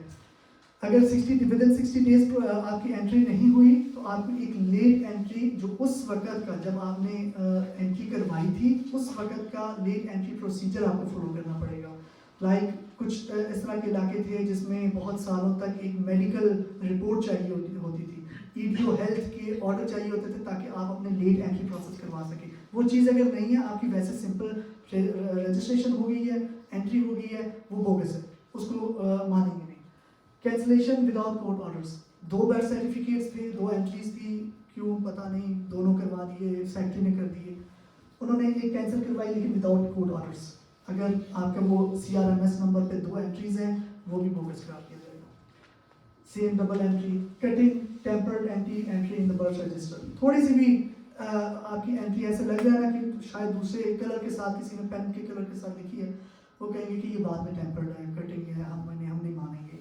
آپ اس لیے جب چیک کرنے جائیں, ویریفیکیشن کرنے جائیں, تو آپ پہلے رجسٹر میں چیک کریں کہ اس میں کوئی اس طرح کی چیز تو نہیں ہے جس سے کوئی شک کل کو ہوگا بیسیکل لائر کو کہ یہ آپ نے بعد میں کی ہے. Entry at wrong union council, اگر آپ کی یونین کونسل آپ کی پیدائش ہوئی ہے اسلام آباد میں لیکن آپ رہتے لاہور میں ہیں اور آپ نے لاہور میں ہی انٹری کروا دیا, پھر بھی غلط ہوگی. اسی طرح جس طرح ادھر اگر مینچر میں پیدائش ہوتی ہے تو شٹنگسا مینچر میں ہی رجسٹری ہوتی ہے. اگر وہ پلیس نہیں دیکھا جاتا کہ آپ کی رہائش کہاں ہے, وہ دیکھا جاتا ہے کہ آپ کی कौन सी यूनियन काउंसिल के अंडर जो जगह है वो उधर बर्थ हुई है. रॉन्ग प्लेस ऑफ बर्थ, बात का ये भी होता है कि पासपोर्ट पे कोई और प्लेस ऑफ बर्थ लिखी होती है, यूनियन काउंसिल का बर्थ सर्टिफिकेट किसी और चीज़ का होता है, तो वो भी आप एक दफ़ा पहले टैली कर लें ताकि कल को इसमें भी डिले ना आए. मैरिज सर्टिफिकेट जो नादरा का है, computerised marriage certificate, wrong date of entry, wrong date of marriage, registration at the wrong union council, ये 3 पॉइंट्स हैं जहाँ सबसे ज़्यादा मिस्टेक होती है. इसके लिए कोर्ट ऑर्डर्स नहीं चाहिए होती, ये क्योंकि कंप्यूटराइज्ड निकलती है, उसकी जो मैनुअल एंट्री हुई होती है, तो आप ये टैली कर लें. अगर निकाहनामा रजिस्टर फॉर एग्जाम्पल 25 सितंबर को हुआ है, तो उस पेपर पे जो मैरिज सर्टिफिकेट है नादरा का, उस पर भी नीचे लिखा हो डेट ऑफ एंट्री 25 सितंबर. निकाहनामा ये वो 2 पेपर होते हैं जिस पे सिग्नेचर भी आते हैं, उसमें मिसिंग सिग्नेचर ऑफ विटनेसेस, ये भी काफ़ी दफ़ा हुआ है, नाम लिखा है, साइन नीचे नहीं हुए विटनेस के, या निकाहवान के नहीं हुए, CNIC नंबर नहीं है या विटनेस का या निकाहवान का, मैरिटल स्टेटस ऑफ ब्राइड या ग्रूम. ये भी होता है कि कभी कभी दूल्हे का स्टेटस पहले शादी हुई हो, तलाक हो, लेकिन फिर भी कुमारा लिखा जाता है, ये भी कल को एक मसला बन जाता है वीज़ा प्रोसेस में. टेलीफोनिक निकाह, लड़का जा नहीं सकता या गया नहीं, इधर बैठा हुआ है जर्मनी में, शादी फ़ोन पे हो जाती है, निकाह हो जाता है स्काइप पे हो जाता है. उसका एक लीगल प्रोसीजर है जो कि लोगों को ज़्यादातर नहीं पता होता. वकील के साइन उधर हो जाती हैं उसके बिहाफ पे, लेकिन वो वैलिड नहीं करार दिया जाता. इसलिए नहीं क्योंकि उसको पहले पावर ऑफ अटर्नी चाहिए, क्योंकि जब जर्मनी के लिए वैलिडिटी चेक करते हैं तो ये चेक करते हैं कि आपका कल को जर्मन लॉ के मुताबिक भी वैलिड हुई है कि नहीं. शादी पाकिस्तान हुई है, पाकिस्तान का लॉ चलेगा, लेकिन जब पावर ऑफ अटर्नी इधर क्योंकि लॉ में नहीं है कि आप किसी और की जगह जाके शादी कर सकें, पाकिस्तान में हमारा है कि वकील जाता है, लेकिन उसके लिए प्रोसीजर ये होता है कि पावर ऑफ अटर्नी इशू की जाती है. उस बंदे के नाम पे जो साइन करेगा वो इधर अटेस्ट होती है कॉन्सुलेट से, उधर रजिस्टर होती है, निकाहान उसका हवाला देता है जब साइन करता है. तो ये चीज़ें जो हैं वो पहले होनी चाहिए, नहीं तो कल को ये भी निकाहनामा बोगस करार दिया जाता है. सॉल्यूशंस, ये अगर डिलेस हो जाए, अगर एम्बेसी की कोई इस तरह की ईमेल आती है, ज़्यादातर cancellation through court order, late entry process. अगर डबल एंट्री है, लेट एंट्री नहीं हुई, हमेशा कोर्ट ऑर्डर के साथ पहले कैंसिल की जाए. कभी ये होता है कि अगर आपने टेलीफोनिक निकाह किया है तो उसको कैंसिल तो नहीं आप कर सकते, उसकी फिर आपने वैलिडेशन थ्रू कोर्ट ऑर्डर, आपने कहना कि ये हमसे गलती हुई थी, हमें पता नहीं था, और ये हम कोर्ट ऑर्डर के थ्रू दोबारा से वेरीफाई करना चाहती हैं. परमिशन ऑफ मिसिंग सिग्नेचर्स, निकाहान के हों, किसी गवाह के हों, कोई भी सिग्नेचर मिसिंग है, उसके लिए आपको कोर्ट ऑर्डर की परमिशन चाहिए. फादरशिप कस्टडी डिक्लेरेशन, फादर शख्साना के नाम ज़ोया एक्लेम, ये ज़्यादातर लोगों को नहीं पता, लेकिन ये कल को प्रोसेस जो है वो सिंप्लीफाई कर सकता है. नॉर्मली अगर बच्चा होता है तो शादी के दौरान हो तो उसके लिए फादर शख्स आने के की ज़रूरत नहीं होती. ये उनके लिए है जो फॉर एग्जांपल इधर जर्मनी में सिर्फ निकाह करते हैं, ऑफिशियल मैरिज नहीं उनकी रजिस्टर हुई होती, कल को बच्चा होता है तो वो फादरशिप डिक्लेरेशन देते हैं. लेकिन अगर निकाह नामे में या फिर मैरिज सर्टिफिकेट में इस तरह का कोई बोगस निकल आता है कि जिससे वो कहते हैं कि आपकी शादी अभी वैलिड नहीं है, आप कोर्ट ऑर्डर ले आए तो आपकी वैलिड हो जाएगी, लेकिन बच्चे की पैदाइश पहले हो गई है, इसका मतलब बच्चे की पैदाइश उस वक्त हुई है जब आपका बाय लॉ आपकी शादी वैलिड नहीं थी, और बच्चे की वल्दियत के लिए by according to German law, Pakistani तो वो तो ठीक है, वो बाय लॉ भी सब कुछ आपकी वल्दियत है, लेकिन जर्मन लॉ के मुताबिक करने के लिए आपको बेहतर है कि आप उस प्रोसेस से पहले ही आप फाटा शख्स आने के नाम और ज़ोगेले सक्रिय साथ में पैरेलल चलते रहने दें, ताकि कल को एक फैसला आ जाता है तो दूसरा भी आपके पास मौजूद हो और ज़्यादा डिलेस ना हो इस प्रोसेस में. स्पेशल अपॉइंटमेंट्स, ये अब आ जाते हैं हम उनके टिप्स एंड ट्रिक्स, कैसे प्रोसेस को थोड़ा सा जल्दी किया जाता है. स्पेशल अपॉइंटमेंट्स इस्लामाबाद भी दे रही है, एम्बेसी भी दे रही है. German wife in Germany is pregnant, अगर वाइफ इधर है, हस्बैंड आना है, जो वाइफ प्रेगनेंट है उनको उसी वक्त अपॉइंटमेंट दी जाएगी. जर्मन चिल्ड्रन और child in Germany, nationality German है तो बच्चे के पास जाने के लिए स्पेशल अपॉइंटमेंट दी जाएगी. लॉयर वेरिफिकेशन ऑलरेडी कंप्लीटेड, कि अगर आप प्रोसेस पहले से करवा लें तो आपको फिर स्पेशल अपॉइंटमेंट दी जा सकती है, कि उसमें ये होता है कि क्योंकि लॉयर वेरिफिकेशन नहीं होती, आप रजिस्टर करवाएं, रेफरेंस नंबर देता बंदा, तो एक स्पेशल अपॉइंटमेंट मिल सकती है. या फिर family reunion to European citizen, काफ़ी ये भी सवाल उठते हैं कि जर्मन नेशनल भी तो यूरोपियन सिटीज़न है। बाय लॉ इस तरह समझा जाता है कि जब जर्मन नेशनल जर्मनी में है तो वो यूरोपियन सिटीज़न नहीं है, वो सिर्फ जर्मन नेशनल है। अगर वो फ्रांस चला जाता है तो फिर वो यूरोपियन सिटीज़न है। ऐसे ही है जैसे कोई फ्रेंच है वो फ्रांस में फ्रेंच नेशनल होगा, लेकिन जर्मनी आ जाए तो वो यूरोपियन सिटीज़न होगा। हमेशा अपना मुल्क जो है वो इसमें काउंट नहीं होता। मेन हर्डल्स पूरे प्रोसेस में पहले अपॉइंटमेंट लेनी, ये सबसे ज़्यादा मुश्किल है, खास करके इस्लामाबाद में। Embassy did not forward the file to the law firm. आपकी एप्लीकेशन सबमिट हो जाती है, आपको कहा जाता है कि आपकी लॉयर वेरिफिकेशन होगी। लॉयर वेरिफिकेशन के लिए आप उस लॉयर को फाइल दी जानी चाहिए, नहीं तो वेरिफिकेशन नहीं होगी। लोग 3-3, 4-4 महीने इंतजार करके बाद में पता चलता है कि उन्होंने आगे फॉरवर्ड ही नहीं की। एम्बेसी जो है वो लेट फॉरवर्ड कर रही है, फॉरवर्ड लेट किया तो वेरिफिकेशन भी लेट होगा। ये काफ़ी लोगों का मसला होता है कि lawyer already did the verification, वो कहती है कि लॉयर आ चुका था, उसने वेरिफिकेशन कर ली, उसके बाद हमें कुछ पता नहीं है उसने, लेकिन हमें कह दिया कि मैंने नेक्स्ट वीक करवा दी थी, सबमिट करवा दी थी, फाइल सबमिट करवा दी थी। फाइल वो कहाँ सबमिट करवाता है, वो अपनी लॉ फर्म को देता है। लॉ फर्म फिर वो रिपोर्ट लिखती है और फिर एम्बेसी को फॉरवर्ड करती है। एक तो वो उसमें डिले आ सकता है, दूसरा जब उधर फॉरवर्ड एम्बेसी करती है, लॉयर लॉ फर्म करती है एम्बेसी को, तो एम्बेसी में भी पड़ी रहती है। एम्बेसी में इस तरह पड़ी रहती है कि इतनी ज़्यादा फाइल्स उधर अगर पहुंचती हैं, वो वीज़ा ऑफिसर की टेबल पे पड़ी हैं, अगर उसके ऊपर टेबल पे पड़ी भी हैं तो लेकिन वो यही कहेगा is under process, verification is under process. तो ये नहीं कहेगा कि मेरे टेबल पे पड़ी है, मैंने भी देखी नहीं, कभी नहीं कहेगा, क्योंकि कल को अगर लॉसूट होता है इनएक्टिविटी का तो वो फिर ये कहते हैं, उसमें वो स्टैम्प भी नहीं करते। नॉर्मली वो जब भी कोई पोस्ट आती है तो हर एक अथॉरिटी स्टैम्प करती है कि आज ये रिसीव होगी, लेकिन वो इसलिए नहीं करते, कल को लॉसूट होता है तो कोर्ट को जाती है फाइल और उधर पता चल जाता है कि ये तो टेबल पे पड़ी होगी, स्टैम्प पुराना है, 2 महीने हो गए, काम ही नहीं हुआ, इसलिए वो कहते हैं हमें तो मिली 2 दिन पहले लॉसूट करने से पहले। तो ये मेन हर्डल्स ये हैं कि हमेशा पहले अपॉइंटमेंट लेनी, फिर एम्बेसी में फाइल ना पड़ी रहे, लॉयर को जाए, फिर जब लॉयर से वापस आए तो उसी वक्त उस पर काम हो। ये और औसला बहारे वो डिपेंड भी करता है कौन सी औसला बहारे है, लेकिन ज़्यादातर वही जो मैंने आपको बताया रीज़न, कभी कहते हैं कि कोरोना चल रहा है, कभी यूक्रेन, और इसलिए इनको भी काफ़ी पुश करना पड़ता है। ये second part, tips and tricks. Book an appointment immediately after बात पक्की, आपको श्योर है यही शादी होगी, आप उसी वक्त अपॉइंटमेंट लेंगे। उसमें कुछ लोग हैं वो इंतज़ार करते हैं, नहीं निकाह के बाद ही हम ले सकते हैं, नहीं ऐसा नहीं है, या पुराने पासपोर्ट के साथ, ऐसा भी नहीं होगा। आप उसी वक्त जैसा भी पासपोर्ट हो, जैसा भी नाम हो, पासपोर्ट नंबर नाम के साथ आप अपॉइंटमेंट के लिए रजिस्ट्रेशन करवा सकते हैं। Start lawyer verification process from Germany. जो आप 18 महीने अपॉइंटमेंट के लिए इंतज़ार करेंगे वो चीज़ आप पहले भी कर सकते हैं। वो लॉयर वेरिफिकेशन जो है वो अगर इधर से स्टार्ट करते हैं तो 10 महीने में कंप्लीट हो जाती है। 10 महीने में कंप्लीट हो गई, इसका मतलब आपके वैसे अभी 8 महीने रहने थे, स्पेशल अपॉइंटमेंट के लिए रिक्वेस्ट की जा सकती है।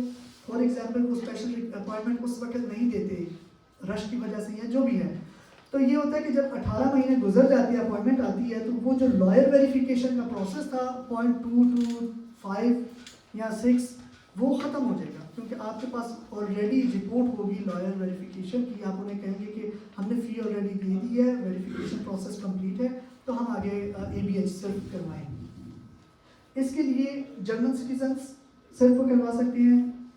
स्टांडर साहब कहता है कि नहीं, ये नहीं हो सकता। उनके लिए पैराग्राफ 34 Personenstandsgesetz, उसमें लिखा है कि आप लॉयर वेरिफिकेशन इधर से स्टार्ट करवा सकते हैं अगर आप जर्मन नेशनल हैं, क्योंकि ये लॉयर वेरिफिकेशन प्रोसेस स्टार्ट करना इनके लिए इसलिए इतना ज़्यादा मुश्किल इनको लगता है क्योंकि इन्होंने पहले तो फाइल इकट्ठी करनी, लोगों के पहले सवालों का जवाब देने, उनको अपॉइंटमेंट देनी, उनको बुलाना, डॉक्यूमेंट्स लेने, आगे फॉरवर्ड करने बर्लिन, और ज़्यादातर वो फिर यही होता है कि 10 महीने वो कहते हैं कि आपने हमें पूछना नहीं है, लेकिन हम तो पूछेंगे कि कहाँ तक पहुँचा है, 2 महीने बाद भी पूछेंगे, अभी तक कुछ आया नहीं, तो उस चीज़ का फिर वो जवाबदेही होती है कि नहीं हम अभी नहीं पूछ सकते या नहीं पूछेंगे भी नहीं। तो वो कहते हैं हम फिर ये स्ट्रेस क्यों लें, हम उनको कहते हैं कि हम करते ही नहीं हैं। लेकिन अगर उनको ये बताया जाए कि इस पैराग्राफ इस लॉ में लिखा है तो वो फिर ज़रूर लेंगे। असाइलम सीकर्स जिनको इधर असाइलम ग्रांट हो जाती है वो भी इधर से अप्लाई कर सकते हैं, थ्रू ऑस्ट्रेलिया प्रोवाइडर भी कर सकते हैं, शानसाम भी कर सकते हैं। फॉरेनर्स जो वर्क वीज़े पे आए हैं, स्टूडेंट्स हैं या फिर नॉर्मल रेजिडेंस परमिट है, उनके लिए ये है कि صرف میلڈ بیوگا بیو اس کے پاس اتھارٹی ہے، لیکن یہ لا میں لکھا نہیں ہے، جیسے کہ پیراگراف 34 میں لکھا ہے کہ آپ نے ضروری کروانا ہے، اس میں نہیں لکھا کہ آپ نے یہ چیز ضروری کروانی ہے. یہ اس کا فیصلہ ہے، جو ادھر آفیسر بیٹھا ہوگا اس نے دیکھنا میرے لیے یہ جینون ہے، اگر جینون ہے تو اس نے کہنا میں رجسٹر کر دیتا ہوں، میرے لیے کوئی مسئلہ نہیں. لیکن وہ رجسٹریشن کل کو ایمبیسی کام نہیں آئے گی. اگر وہ کہتا ہے کہ نہیں میرے لیے یہ جینون نہیں ہے، میں ویریفیکیشن پروسیس اسٹارٹ کروں گا، لیکن 99% نہیں کرتے. وہ اس لیے کیونکہ وہ کہتے ہیں کہ ہم اسٹریس کیوں لیں، ہمارے لیے جینون ہے، ہم نے تو بس شادی رجسٹر کرنی ہے، ہم نے کون سا ویزا دینا ہے یا ہمارے فیصلے کی وجہ سے کون سا ویزا مل رہا ہے. پھر ان کو ریکویسٹ کی جا سکتی ہے کہ ہمیں یہ مسئلہ ہے، ہمارے ویٹنگ ٹائم یہ اتنا ہے، ہم لائر ویریفیکیشن پروسیس ادھر سے اسٹارٹ کرنا چاہتے ہیں، 10 مہینے لگیں گے، ہم آپ کو پوچھیں گے نہیں، ہم تنگ نہیں کریں گے، آپ ہمارے ڈاکیومنٹس لے کے، کیونکہ ان کے پاس ہی صرف اتھارٹی ہوتی ہے آگے پروسیڈ کرنے کی. ساتھ میں ایک میک بلٹ ہوتا ہے، میک بلٹ وہ کھولنے باقی فارم، یہ فارن آفس کے ہوم پیج پہ بھی ہے، یہ آپ ساتھ لے جائیں تو وہ کہے گی کہ ٹھیک ہے اس نے تو پہلے سارا کام کر دیا ہے، اس کے لیے ایزی ہو جائے گا. اگر وہ دیکھے گی ویزا آفیسر یا دیکھے گا کہ میرے لیے تو سب کچھ تیار ہے تو وہ اسی وقت آگے فارورڈ کر دے گا. Do pre verification through private lawyer in Pakistan. Private کسی لائر کو ہائر کر لیں، کسی رشتہ دار کو پوچھ لیں، کوئی جاننے والے کو پوچھ لیں جس کو ان چیزوں کی نالج ہو، تاکہ آپ کا کل کو ٹائم ویسٹ نہ ہو. اگر آپ کو کل کو ان کے تھرو پتہ چلے کہ آپ کے ڈاکیومنٹس بوگس ہیں اور کریکٹ کروانے ہیں تو منیمم 1 سال آپ اور پیچھے چلے جائیں گے.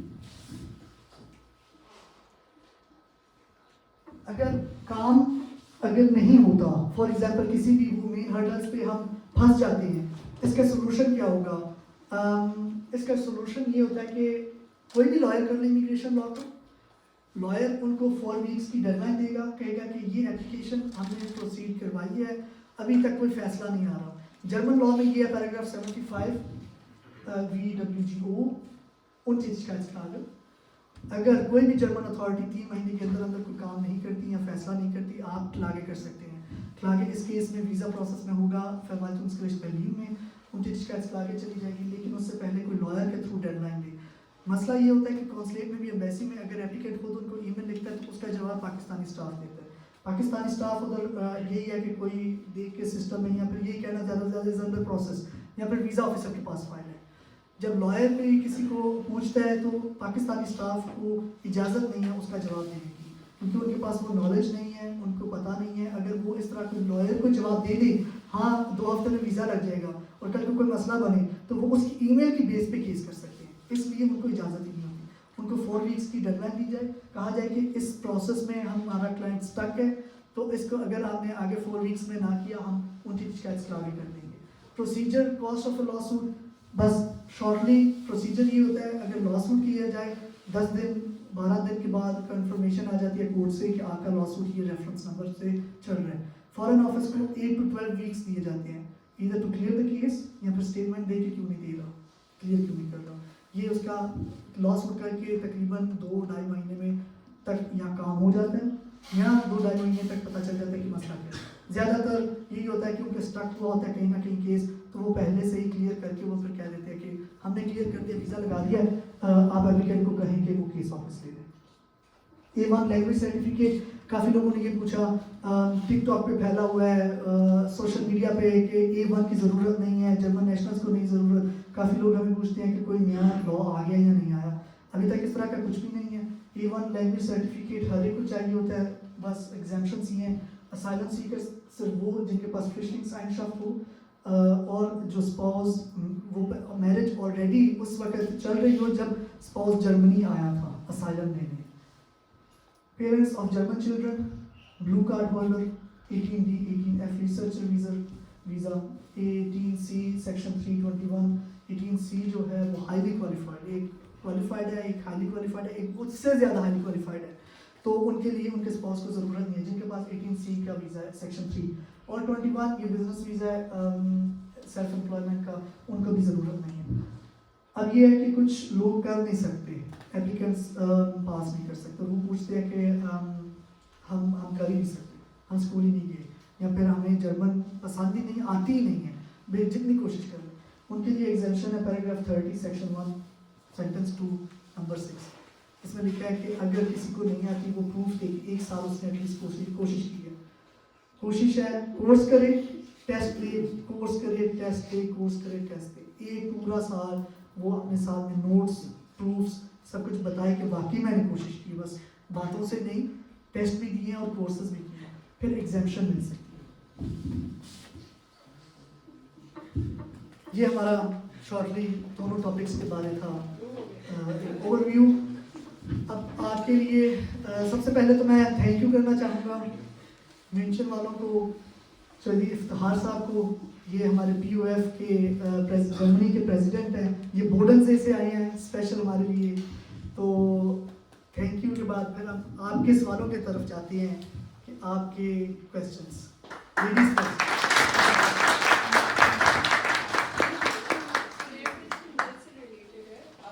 आपने जितना भी सारा मिलकर मैंने मुझे ये पूछना कि इवेंट सिर्फ जर्मनी में एप्लीकेबल होती है, मतलब हम रेजिडेंट हैं, या हमारे पीछे कंट्रीज में भी रेजिडेंट, मतलब हमारे लिए कोई प्रॉपर्टी पाकिस्तान में या मेरे पार्टनर किसी और कंट्री से है, तो इज इट वैलिड कि हमें अगर हम इधर बना रहे हैं तो हमें एक्सेस होगी पाकिस्तान में किसी और कंट्री की, या it's only valid to Germany? इसमें ये अगर आप जर्मन नेशनल हैं तो फिर वैलिड होगी, अगर आप पाकिस्तानी नेशनल हैं तो आपको पाकिस्तान के लिए अलाना करनी पड़ेगी। इधर का जो बिल होगी वो सिर्फ जर्मनी की हद तक होगी, अगर जो चीज़ें इधर हैं उसकी वही होगी, पाकिस्तान में आपको एक्स्ट्रा करनी पड़ेगी, और पाकिस्तान में पाकिस्तानी लॉ एप्लीकेबल होगा।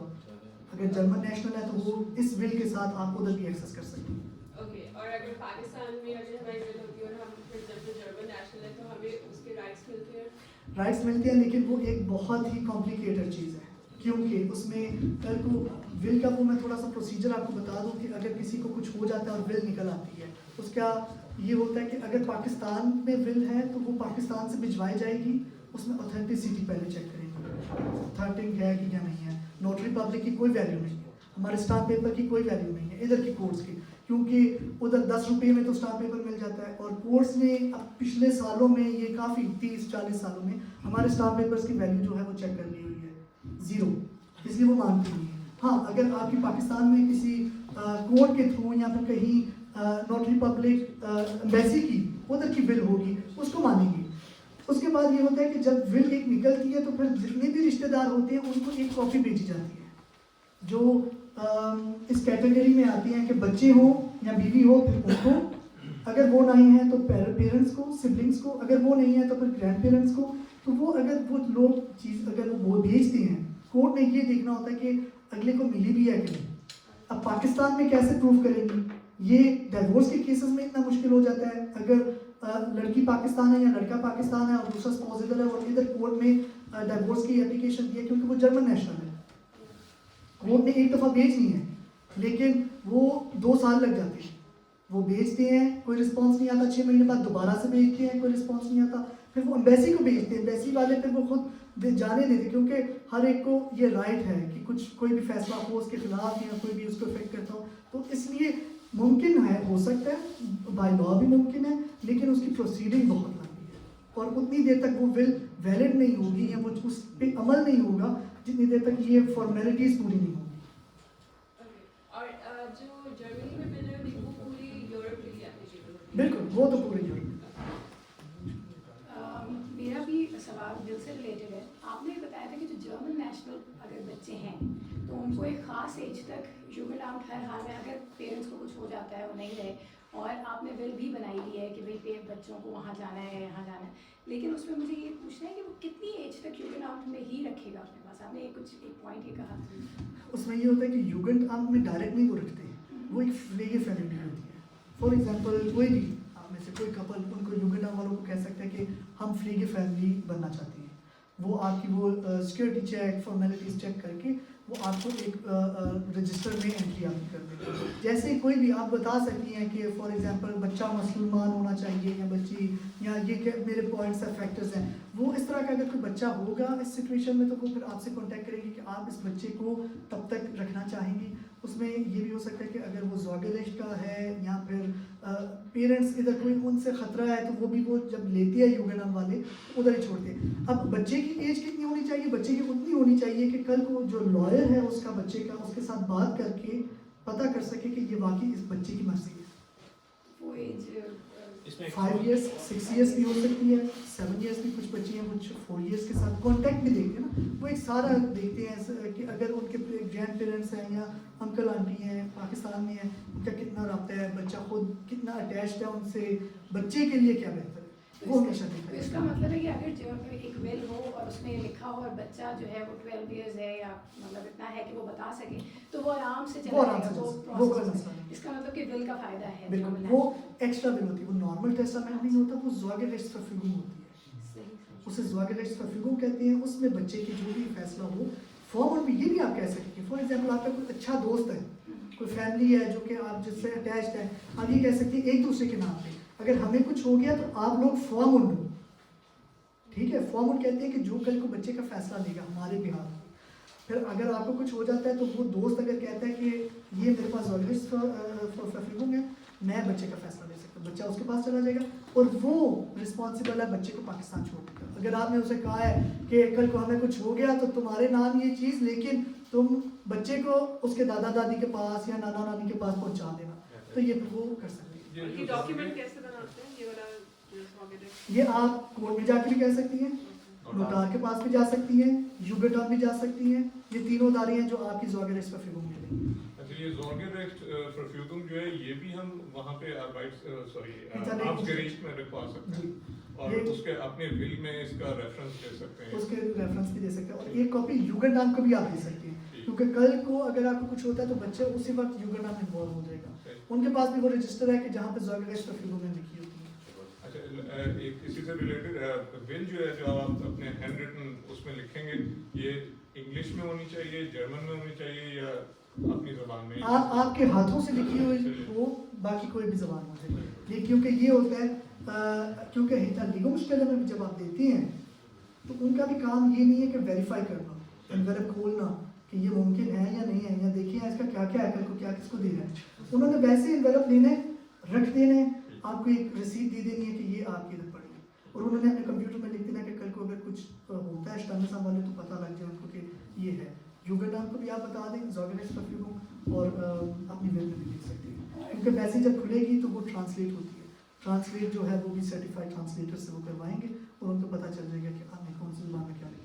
اور ایک اور سوال ہے میرا کہ یہ جو فلیگی فیملی یہ بھی آپ نے بتایا کہ ہم رجسٹر کر سکتے ہیں. میرا ایک خیال ہے, مطلب جو مجھے سمجھ آئی ہے وہ یہ ہے کہ اگر ہر پاکستانی فیملی یہ کام کرے اور ایک ان کو بتا دے کہ ایک مسلم اگر کوئی بھی بچہ مسلم ہو آپ ہمیں دے دیں, تو ایک طرح سے ہم ہیلپ بھی کر رہے ہیں. مطلب اگر ان کیس دوسروں کی نہ ہو تو یہ ہمیں ایک رسپانسبلٹی سمجھ کے کرنا بھی چاہیے میرا خیال ہے. اگر دیکھیے یہ چیز جو ہے یہ جو ہوتی ہیں سوشل ورکرز یا پھر جن کی کوالیفیکیشن اس طرح کی ہوتی ہے وہ بہت زیادہ لوگ کرتے ہیں. میرے جاننے والوں میں سے بہت زیادہ اس چیز پہ رجسٹرڈ ہیں. وہ یہ ضروری نہیں ہوتا کہ آپ ساری زندگی بچہ رکھیں, وہ یہ بھی ہوتا ہے کہ ایمرجنسی کیس میں فار ایگزامپل جب کوئی مسلمان کر لیں, کوئی باپ ماں کو مارتا ہے, ماں باپ کو مارتی ہے, ایک دوسرے کے مسئلے چل رہے ہیں, یوگیٹان چلا گیا ادھر, ان کو پتہ چل گیا کہ بچہ ادھر سیف نہیں ہے, وہ کرائٹیریاز جو آپ نے دیے ہیں وہ اسی وقت بچے کو رات کو لے جائیں گے, آپ کو کال کریں گے, پوچھیں گے کہ آپ بچے کو رکھ سکتی ہیں, شاید 2 ہفتے 3 ہفتے ہمیں نہیں پتہ کتنی دیر, بچہ لا کے آپ کو دے دیں گے, آپ کی وہ ذمہ داری ہو جائے گی. ٹھیک ہے. دوسری سائڈ پہ نیکسٹ ڈے ماں باپ جو ہیں وہ ٹھیک ہو جاتے ہیں, وہ کہتے ہیں کہ ہمارا تو فرسٹ ٹائم یہ ہوا, ہمیں نہیں تھا پتا کہ یوگیٹان ہمارے بچے لے جائے گا. ہوتا ہے, ہمیں پاکستان میں کوئی یہ تو بالکل ہم سوچ بھی نہیں سکتے کہ کل کو ادھر کوئی بچے کو کرے یا پھر کوئی ایک دوسرے کو بھی کوئی مسئلہ چل رہی ہے پیرنٹس کے درمیان تو بچے کو افیکٹ اتنا ہو سکتا ہے. دونوں نے لائر کر لیا, لائر میں کورٹ میں اپیل کر دیتے کہ ہمیں بچہ واپس دیں, ہم نے یہ ایک دفعہ ہوا ہے لیکن اس کا مطلب یہ نہیں ہے کہ ہمارے پاس بچہ رہنا نہیں چاہیے. کورٹ فیصلہ کرتی ہے کہ واقعی ان کی تو کوئی اس طرح کی ہسٹری نہیں ہے, دونوں ایک اسپیشل کوئی مسئلہ تھا یا ٹاپک تھا جس وجہ سے ان کی لڑائی ہوگی, بچہ ان کو واپس دیں. 2 ہفتے بعد آپ سے وہ بچہ واپس لے لیں, آپ نے اپنی ذمہ داری پوری کر لی, بچہ بھی حفاظت میں رہا اور پھر ان کو واپس لے لیں. یہ جو زواج ریٹس فرفیگم ہے یہ کس ایج تک منڈر ایئر کے لیے ہوتا ہے؟ جیسے اگر 17 ایئرس کا بچہ ہے, وہ یونیورسٹی میں ہے, وہ نہیں جانا چاہتا پاکستان, اور جو فیملی ہے دیکھیے 14 ایئرس پلس سے تو ویسے بچہ خود فیصلہ کرتا ہے. 14 پلس سے مین جو ایشو ہوتا ہے وہ 0 to 6 جہاں بچہ خود اپنا فیصلہ نہیں کر سکتا, 6 to 14 جب بچہ فیصلہ خود کر سکتا ہے لیکن پتہ نہیں ہے وہ کیا کرنا چاہتا ہے. پھر وہ فارم ان سے پوچھتے ہیں. فارم ہر ایک ایج میں دیتے ہیں, لیکن زیادہ اس کا کام تو اس وقت یہ ہوتا ہے جب اس کی ضرورت ہو, کہ پتہ کرنا ہو. 0 to 6 obviously زیادہ تر یہی کہیں گے, اگر کوئی زواج فیوم نہیں ہے تو وہ یہی کہیں گے کہ بچہ بھی ادھر ہی فیملی کی فیملی میں رہے. اس کے بعد جو آتی ہے وہ سینسٹیو ایج ہوتی ہے 6 to 14. بچہ یہ بھی کہہ سکتے ہیں میں ادھر رہنا چاہتا ہوں, یہ بھی کہہ سکتے ہیں میں واپس جانا چاہتا ہوں. اور بس فلیگ فیملی آپ پہلے ڈیسائیڈ کر کے لکھ کے دیکھیں. آپ نہیں ڈیسائڈ کریں گے, آپ نے ڈیسائیڈ نہیں فلیگ فیملی نہیں کریں گے. آپ زواج فیوم کر سکتے ہیں. آپ یہ کہہ سکتے ہیں کہ ہمارے جانے کے بعد بچے کا یہ خیال رکھیں یا یہ فیصلہ لیں, فارم کہتے ہیں اسے, وہ فیصلہ لے گا اور وہ اپنے پاس بھی رکھے گا. اگر یہ نہیں ہے فلیگ فیملی میں جائے گا. فلیگ فیملی میں وہ آپ کو پتہ ہی نہیں ہے کون سی ہے, وہ کہیں پہ بھی ہو سکتی ہے. اگر آپ نے پہلے سے آئیڈینٹیفائی نہ کی ہوئی ہو تو بالکل, اگر پہلے نہ آپ نے بتایا ہو کہ ہمارے بہاف پہ کل کو کون بچے کا خیال رکھے گا, تو پھر یہ ہے کہ فلیگ فیملی ہمیشہ وہی فیصلہ. تو یہ رول جو ہے صرف جرمن نیشنل بچوں کے لیے, اگر پاکستانی نیشنل پیرنٹس ہیں اور ان کے پاس کوئی سب کے لیے یہ رول سب کے لیے ہے. لیکن اگر آپ کی کوئی اس طرح کی پہلے سے آپ نے بتایا ہو گرینڈ پیرنٹس کے پاس جانا ہے, ایزیلی پریکٹیکلی, ہم تھیوری میں تو یہ سب کے لیے سیم ہے, لیکن پریکٹیکلی آپ دیکھیں تو وہ یہ ہے کہ جب پاکستانی نیشنل ہوتا ہے تو ان کے وہ یہ ہوتا ہے کہ اگر گرینڈ پیرنٹس چاہتے بھی ہیں تو وہ کہیں گے ٹھیک ہے, اگر آپ چاہتے ہیں آپ ارینجمنٹ ساتھ کریں, ٹکٹ بھیجیں بچے کی, جب وہ ایج ہو گئی کہ وہ سفر کر سکے, لائک بے شک ایئر لائن کے ساتھ ہی, ایئر لائن کے اسٹاف کے ساتھ, تو وہ واپس بھیج دیں گے. ان کو یوگن نام والوں کو اتنا انٹرسٹ نہیں ہوگا کہ بچے کو ہم ادھر ہی رکھیں, کیونکہ گرینڈ پیرنٹس سب کچھ کر رہے ہیں. پہلا حق فیملی کا ہوتا ہے. فیملی کا اس وقت نہیں ہوتا جب کوئی جرمن نیشنل ہو اور ادھر جرمنی میں کوئی فیملی نہ ہو. نہیں, ان کیس اگر اس کے پاس آگے کوئی بل بھی نہیں لکھی گئی اور آگے کسی نے کلیم ہی نہیں کیا, تو پھر اس بچے کا اسٹیٹس ہے فلیگ فیملی. اچھا, وہ پاکستانی نیشنل پھر بھی وہ یہیں پہ رہے گا. اگر کوئی رشتہ دار رابطہ نہ کرے تو پھر تو ادھر ہی ہے نا, پھر وہ ادھر ہی ہے. کیونکہ پھر ان کو پتہ ہی نہیں ہے کہ رشتہ دار کون ہے, کہاں بھیجنا ہے. وہ فلیگ فیملی کے پاس رہے گا اور وہ بھی ٹیپیکل کرسچن فیملی ہوگی جو ان کو 100% کوشش کریں گے کہ یہ بچہ کرسچن گروتھ کرے. انلیس یہ کہ مسلمان بھی اپنے آپ کو رجسٹر کر لیں کہ ہمیں وہ بھی آفر کر رہا ہے. بالکل, پر ہمارے بہت کم ہیں اس چیز میں. ہمیں شاید تھوڑی سی اویئرنیس دینی چاہیے اور لوگوں کو بھی, کیونکہ اگر آپ خود بتا دیتے ہیں کہ ہمیں وہ بچے چاہیے جو کہ مسلمان ہیں, یا پھر ہم ان کو پاس رکھیں گے, تو آئی تھنک اس چیز کی اویئرنیس نہیں ہے, اور اویئرنیس کی وجہ سے, نہ اویئرنیس ہونے کی وجہ سے وہ بچے پھر چلے جاتے ہیں کرسچن فیملیز کی طرف, کیونکہ ان کے ریکارڈ میں نہیں ہوتا. ان کو یہ انٹرسٹ نہیں ہے کہ واقعی کہ اب یہ مسلمان ہے اس کو ہم نے کرسچن کرنا, یہ نہیں ہے. یہ ہماری سوچ, شاید ہمیں سوچ میں آئے, لیکن کیونکہ سسٹم میں ہے نہیں. اور آپ کی فیملی نے کہاں کانٹیکٹ کرنا ہے؟ یوگن پھر آپ کو اپنے فیملی کو بتانا چاہیے کہ آپ نے پوری وہ اپلیکیشن فل کرنی ہے, آپ نے پھر اپنا کریکٹر سرٹیفکیٹ بھی دینا ہے, انہوں نے سیکورٹی چیک کرنی ہے کہ کون ہے آپ, کیا کرتی ہیں, انٹرویوز کریں گے, آپ کے گھر آئیں گے, دیکھنے آئیں گے. کل کو ہم آپ کو کوئی بچہ دیتے ہیں, آپ کے گھر کا حالات اتنے ہیں کہ ہم آپ کو وہ بچہ آپ کے پاس نہیں, ان کیس آپ نے کچھ بھی کسی کو نہیں دیا ہوا ہے, something happens to you, تو آپ کے جو پیرنٹس ہیں, جیسے میرے پیرنٹس ہیں, وہ کہاں لکھیں گے؟ ان کے پاس اس کا ایڈریس ہے, وہ وہاں ہونی چاہیے کہ آپ کو یہاں آپ کو پہلے بتانا چاہیے کہ کون سا سٹی ہے. جی, آپ کے سٹی میں بھی ڈفرینٹ یوگنڈ ہے, کون سا آپ کا کنسرنٹ ہے, ٹیلی فون نمبر, ایڈریس, ہر ایک یوگنڈ کا ایک نوٹ فائل نمبر ہوتا ہے, ایمرجنسی نمبر 24 آورس, وہ ان کے پاس ہوگا. بچے کا نام اور ڈیٹ آف برتھ دیں گے, وہ اسی وقت کنسرن میں جائے آفیسر کے ساتھ. ان کیس آف ایمرجنسی یا فیٹل اگر ایکسیڈنٹ ہوتا ہے اور اس میں آپ وربلی ول اپنی دیتے ہو, تو وہ کیا ایکسیپٹیبل ہوگی؟ لیٹس سے آپ موبائل میں ریکارڈ کر لیں ویڈیو, ویڈیو آپ اگر کر لیتے ہیں تو وہ ویلڈ ہوتی ہے. اگر پروف ہوتا ہے, لیکن وہ بھی ایمرجنسی کیس میں. آپ یہ نہیں کہہ سکتے اب میں بیٹھا ہوں تو میں نے بل بنا.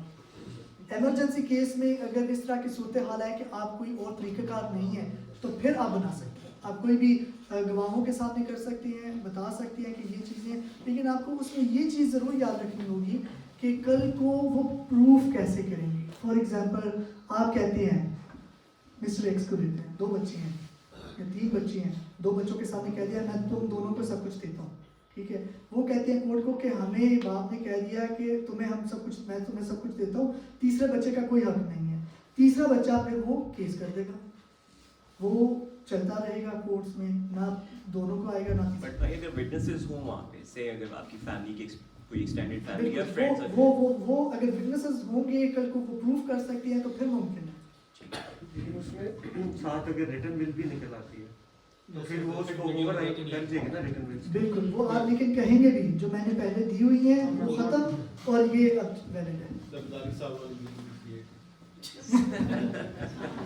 अच्छा, एक सवाल है, ये सवाल है एसेट्स या बैंक अकाउंट से मुताल्लिक, अगर खुदा न खास्ता किसी शौहर का इंतकाल हो जाए और बैंक अकाउंट्स वगैरह उसके नाम है, तो क्या वाइफ अगर विल हो तभी उसमें से पैसे ड्रॉ कर सकती है, और ना हो तो क्या सूरत हाल होगी? अगर जॉइंट अकाउंट हो तो क्या सूरत हाल होगी? इसको थोड़ा सा काइंडली। देखिए उसमें दो चीज़ें हैं, जॉइंट अकाउंट हो तो कोई मसला नहीं है, क्योंकि आपका भी उतना ही राइट होता है। अगर जॉइंट अकाउंट नहीं है तो उसमें ये होगा कि इधर विल होगी या फिर बाय लॉ बिजनेस की शेयर पर दोनों सूरत हाल में वाइफ का हक बनेगा। और बैंक अकाउंट को एक्सेस करने के लिए लेकिन वो सारा लीगली जो लीगल प्रोसीजर है उसको फॉलो करना पड़ेगा। उसमें ये हो जाता है कि आप शाइन के साथ आप जा सकते हैं कि कह सकते हैं कि मैं, चाहे वो विल के थ्रू हो या फिर वो दूसरे बिजनेस की शेयर पर हो, आप शाइन जब इशू हो जाएगी कोर्ट की, आप वो फिर एक्सेस अकाउंट्स हो या प्रॉपर्टी हो, उसमें टाइम लगता है। अगर इमीडिएटली अगर जरूरत हो, मतलब जैसे पाकिस्तान में नेक्स्ट की ऑप्शन होती है, अगर आपके पास होता है कि अगर तो है विल है तो कोर्ट एक देगा टेस्टामेंट फॉर शिकवा, एक अदारा है, कोई पर्सन है, उसको कहेगा कि ये केस है, इसको तुम हैंडल करो। जितने भी वो एक्सेस होगा या फिर कोई ट्रांजैक्शंस करनी होंगी तब तक वो मॉनिटर करेगा। जब वो क्लियर हो गया, लीगल प्रोसीडिंग क्लियर होगी, तब जाके वो अकाउंट, क्योंकि हमारे यहाँ पाकिस्तानी कम्युनिटी में ऐसी फैमिलीज भी बहुत है ना जहाँ सिर्फ जो है मेल काम कर रहे हैं और फीमेल ज़्यादातर हाउस वाइफ्स हैं, तो ऐसी सिचुएशन में मेरा ख्याल है ये भी एक इम्पॉर्टेंट एलिमेंट है कि उनको एक्सेस हो रिसोर्सेस या बिल्कुल सबसे इजी प्रोसेस तो यही है कि खातिन भी विल लिख सकती हैं। हाँ, ऑन द अदर हैंड दूसरी तरफ से कॉल मार्क चल सकती है डेथ के बाद। फॉल मार्क्स अगर आपने दी बिल्कुल, हो तो फॉल मार्क अगर दो चीज़ें होती है, एक तो नॉर्मल फॉल मार्क होती है जो कि आप पहले साइन करते हैं, एक फॉल मार्क होती है अकाउंट्स की, वो आप बैंक में जाके करते हैं, और उधर होता है एक पैराग्राफ 181 PGB, उसमें लिखा होता है कि दिस फॉल मार्क गिल्ट के बाद थूथ हिनाउस। ठीक है, ये सेंटेंस ज़रूरी है क्योंकि नॉर्मली अगर ये ना होगा तो फिर वफात के साथ पावर ऑफ अटर्नी ख़त्म हो जाएगी। अगर ये लिखा होगा तो फिर वो डेथ के बाद चलेगा। एक क्वेश्चन मेरा, आज मैं एक विल लिखता हूँ, उसमें मैं मेंशन करता हूँ ये मेरे एसेट है, और उसके बाद मैं कहीं और इन्वेस्ट करता हूँ जो उस विल में नहीं है, और उसके बाद मेरा इंतकाल हो जाता है, मेरी फैमिली को पासवर्ड और वो स्टॉक एक्सचेंज है या इस तरह की कोई और इन्वेस्टमेंट है, तो उनको पता भी नहीं होगा कि इसने या कोई इंश्योरेंस कराई हुई है, तो वो कैसे कवर होंगे और वो कैसे उन्हें पता चलेगा कि विल के अलावा भी कोई और चीज़ है? देखिए अगर आपने किसी को बताया नहीं फिर रखा हुआ वो तो किसी को पता चलेगा। नहीं, वो आप शेयर खरीद रहे हैं, वो आप हर वक्त नहीं बताते फैमिली को कि भाई आज मैंने करते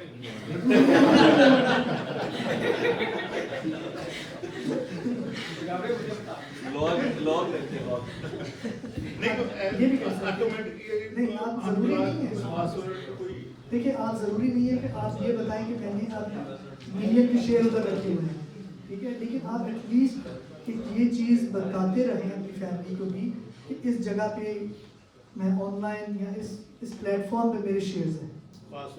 पासवर्ड ना दें, ये तो लोग कहते रहेंगे, वो बिल से पहले जाते रहेंगे। और क्रेडिट कार्ड भी लेकिन एक ये रिस्क तो हर जगह है, ये तो पाकिस्तान में भी होगा या किसी भी कंट्री में चले जाए कि ये रिस्क, मतलब मैं ये कह रहा हूँ कि अगर आप किसी को बताते नहीं, कल को आपकी फैमिली को वो इन्फॉर्मेशन मिल जाती है उसी प्लेटफॉर्म के थ्रू, या फिर कोई लेटर आता है या फिर उधर से कोई इन्फॉर्मेशन आए, तो फिर तो ऑब्वियसली पता चल जाता है कि शायद उधर कुछ हो, या पाकिस्तान में भी हो सकता है कि कोई जो बिजनेस करते हैं उनको पता ही नहीं है कि प्रॉपर्टी कहाँ कहाँ है, उनकी डेथ हो जाती है, तो वो प्रॉपर्टी तो पहले उधर पड़ी रहेगी जितनी देर तक कोई ना कोई इन्फॉर्मेशन नहीं मिलेगी कि उस बंदे की उधर ली थी। मेरा क्वेश्चन है फॉरमोन से रिलेटेड कि नोटार के पास है, फॉर्मेट बनवा दिया, अब वो Hinterlegungsstelle में रखना है या जिसके नाम पे जिसको फॉर्मेट दिया, फॉर एग्जांपल मेरा कोई भाई है या सिस्टर है जर्मनी में, उनको दिया या फैमिली रिलेटिव्स, तो उनके पास भी होना चाहिए या सिर्फ उनके पास होना चाहिए? दोनों के पास। नोटार जो है वो सिर्फ आपके लॉगिन करेगा, ठीक है, आप एक दफ़ा इतला दे देनी है युगेंडाम को भी, ठीक है, युगेंडाम वाला है, और जिस बंदे को आपने वो देनी है अगर इस पर फिर देंगे उसके पास भी होगी, ताकि कल को वो इमरजेंसी केस में कोई ज़्यादा प्रोसीडिंग ना हो या फिर कोई ज़्यादा उसका लंबा ना खींचा जाए, वो कहे कि ये मेरे दोस्त थे, उनका बच्चा है, ये मेरे नाम ये चीज़ है, ये नोटरी पब्लिक के पास वो साइन हुई है, वो उसी पर उसको मान लेंगे, उसको चैलेंज नहीं कर सकते। बेसिकली नोटार सिर्फ बेग्लोबिक होती है, बेग्लोबिक नोटार सिर्फ बेग्लोबिक करता है, टेस्टामेंट विल भी वो बेग्लोबिक करता है, अगर उससे सारी बनवाएंगे तो उसके खर्चा ज़्यादा होगा, अगर सिर्फ अपनी ऊंटरशिप बेग्लोबिक हम करवाएंगे तो 25-30 यूरो देंगे। दो सवाल थे, एक तो ये कि चूंकि डिफरेंट तरह की विल्स हैं, फसौगे विल अलग है, ये दूसरी विल्स अलग है, इनके कोई पैरामीटर या सेट टेक्स्ट मिल जाता है कहीं से जिसको आप टेम्पलेट वगैरह? टेम्पलेट आप गूगल कर सकते हैं, लेकिन इसका ये नहीं है कि कोई इसकी रिक्वायरमेंट है कि इसी तरह की होगी तो ही वैलिड है। आप ये कर सकते हैं, आप सिंपली अपनी वर्डिंग के साथ भी लिख सकते हैं। आपने बताया किसी भी अपनी ज़ुबान में अपनी वो लिख दें, लेकिन बेस्ट तो ये होगा कि अगर आप खुद से जर्मन लैंग्वेज में, ताकि फिर वो आपने तो देखना कि डिले ना आए, कल को डिले आएगा, अगर ट्रांसलेटर नहीं है तो कोर्ट वाले भी आगे ट्रांसलेशन के लिए भेजेंगे, 2-3 हफ्ते उसमें लग जाएंगे। अगर आप जर्मन में लिख रहे हैं, नोटार के पास जा रहे हैं, तो पहले से ही आप लिख के ले जाए, टाइप करके ले जाए, गूगल ट्रांसलेट यूज़ कर लें, किसी को हेल्प के लिए पूछ लें, उधर जाके आपने सिग्नेचर करनी है, उसने वो अटेस्टेशन कर देनी है, वो तैयार करेगा तो बहुत एक्सपेंसिव हो जाएगा, वो डिपेंड करेगा कि आपकी कितनी एसेट्स हैं, एसेट्स के हिसाब से फिर उसकी फीस देंगे। आप सिर्फ सिग्नेचर करवा लेते हैं अटेस्ट अपनी, तो वो आप उधर आगे फॉलो कर सकते हैं, दूसरे बंदे को भी दे दें, कहें कि ये तुम्हारे नाम है, कल को ज़रूरत पड़ी तो यूज़ करना।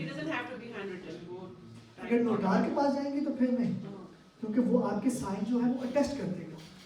अच्छा, एक और सवाल था कि आप जिक्र हुआ कि नोटार से करा लें या खुद भी लिख लें और उसकी कॉपी जैसे आप फ्लैग की फैमिली को दे दें या जो है नोटार के पास, वो कॉपी भी क्या अटेस्टेड होनी चाहिए और simple black and white copy is enough? आपको वैसे ही 3 अटेस्टेड कॉपीज मिलेंगी नोटार से, जब इस तरह की टेस्टामेंट की बिल होती है आपको 3 अटेस्टेड कॉपीज मिलेंगी, एक जिसके आपने बच्चे का देना, एक होगा आपका हिंटरलेगुंगस्टेlle में आप देना चाहते हैं और एक आपके लिए, तीनों ही एक क्वेश्चन ये था कि ये लायबिलिटीज के केस में क्या होता है जब आप बिल लिखते हैं, लाइक फॉर एग्जांपल उसके कुछ बेनिफिशियरीज हैं या रेसिपिएंट्स हैं, तो लाइक आपने कोई मॉर्टगेज लिया हुआ है, आपने कोई लोन लिया हुआ है व्हाटएवर, तो वो भी एज इट इज जाता है, क्या रेसिपिएंट के पास ये ऑप्शन होती है कि वो उसको डिक्लाइन कर सके?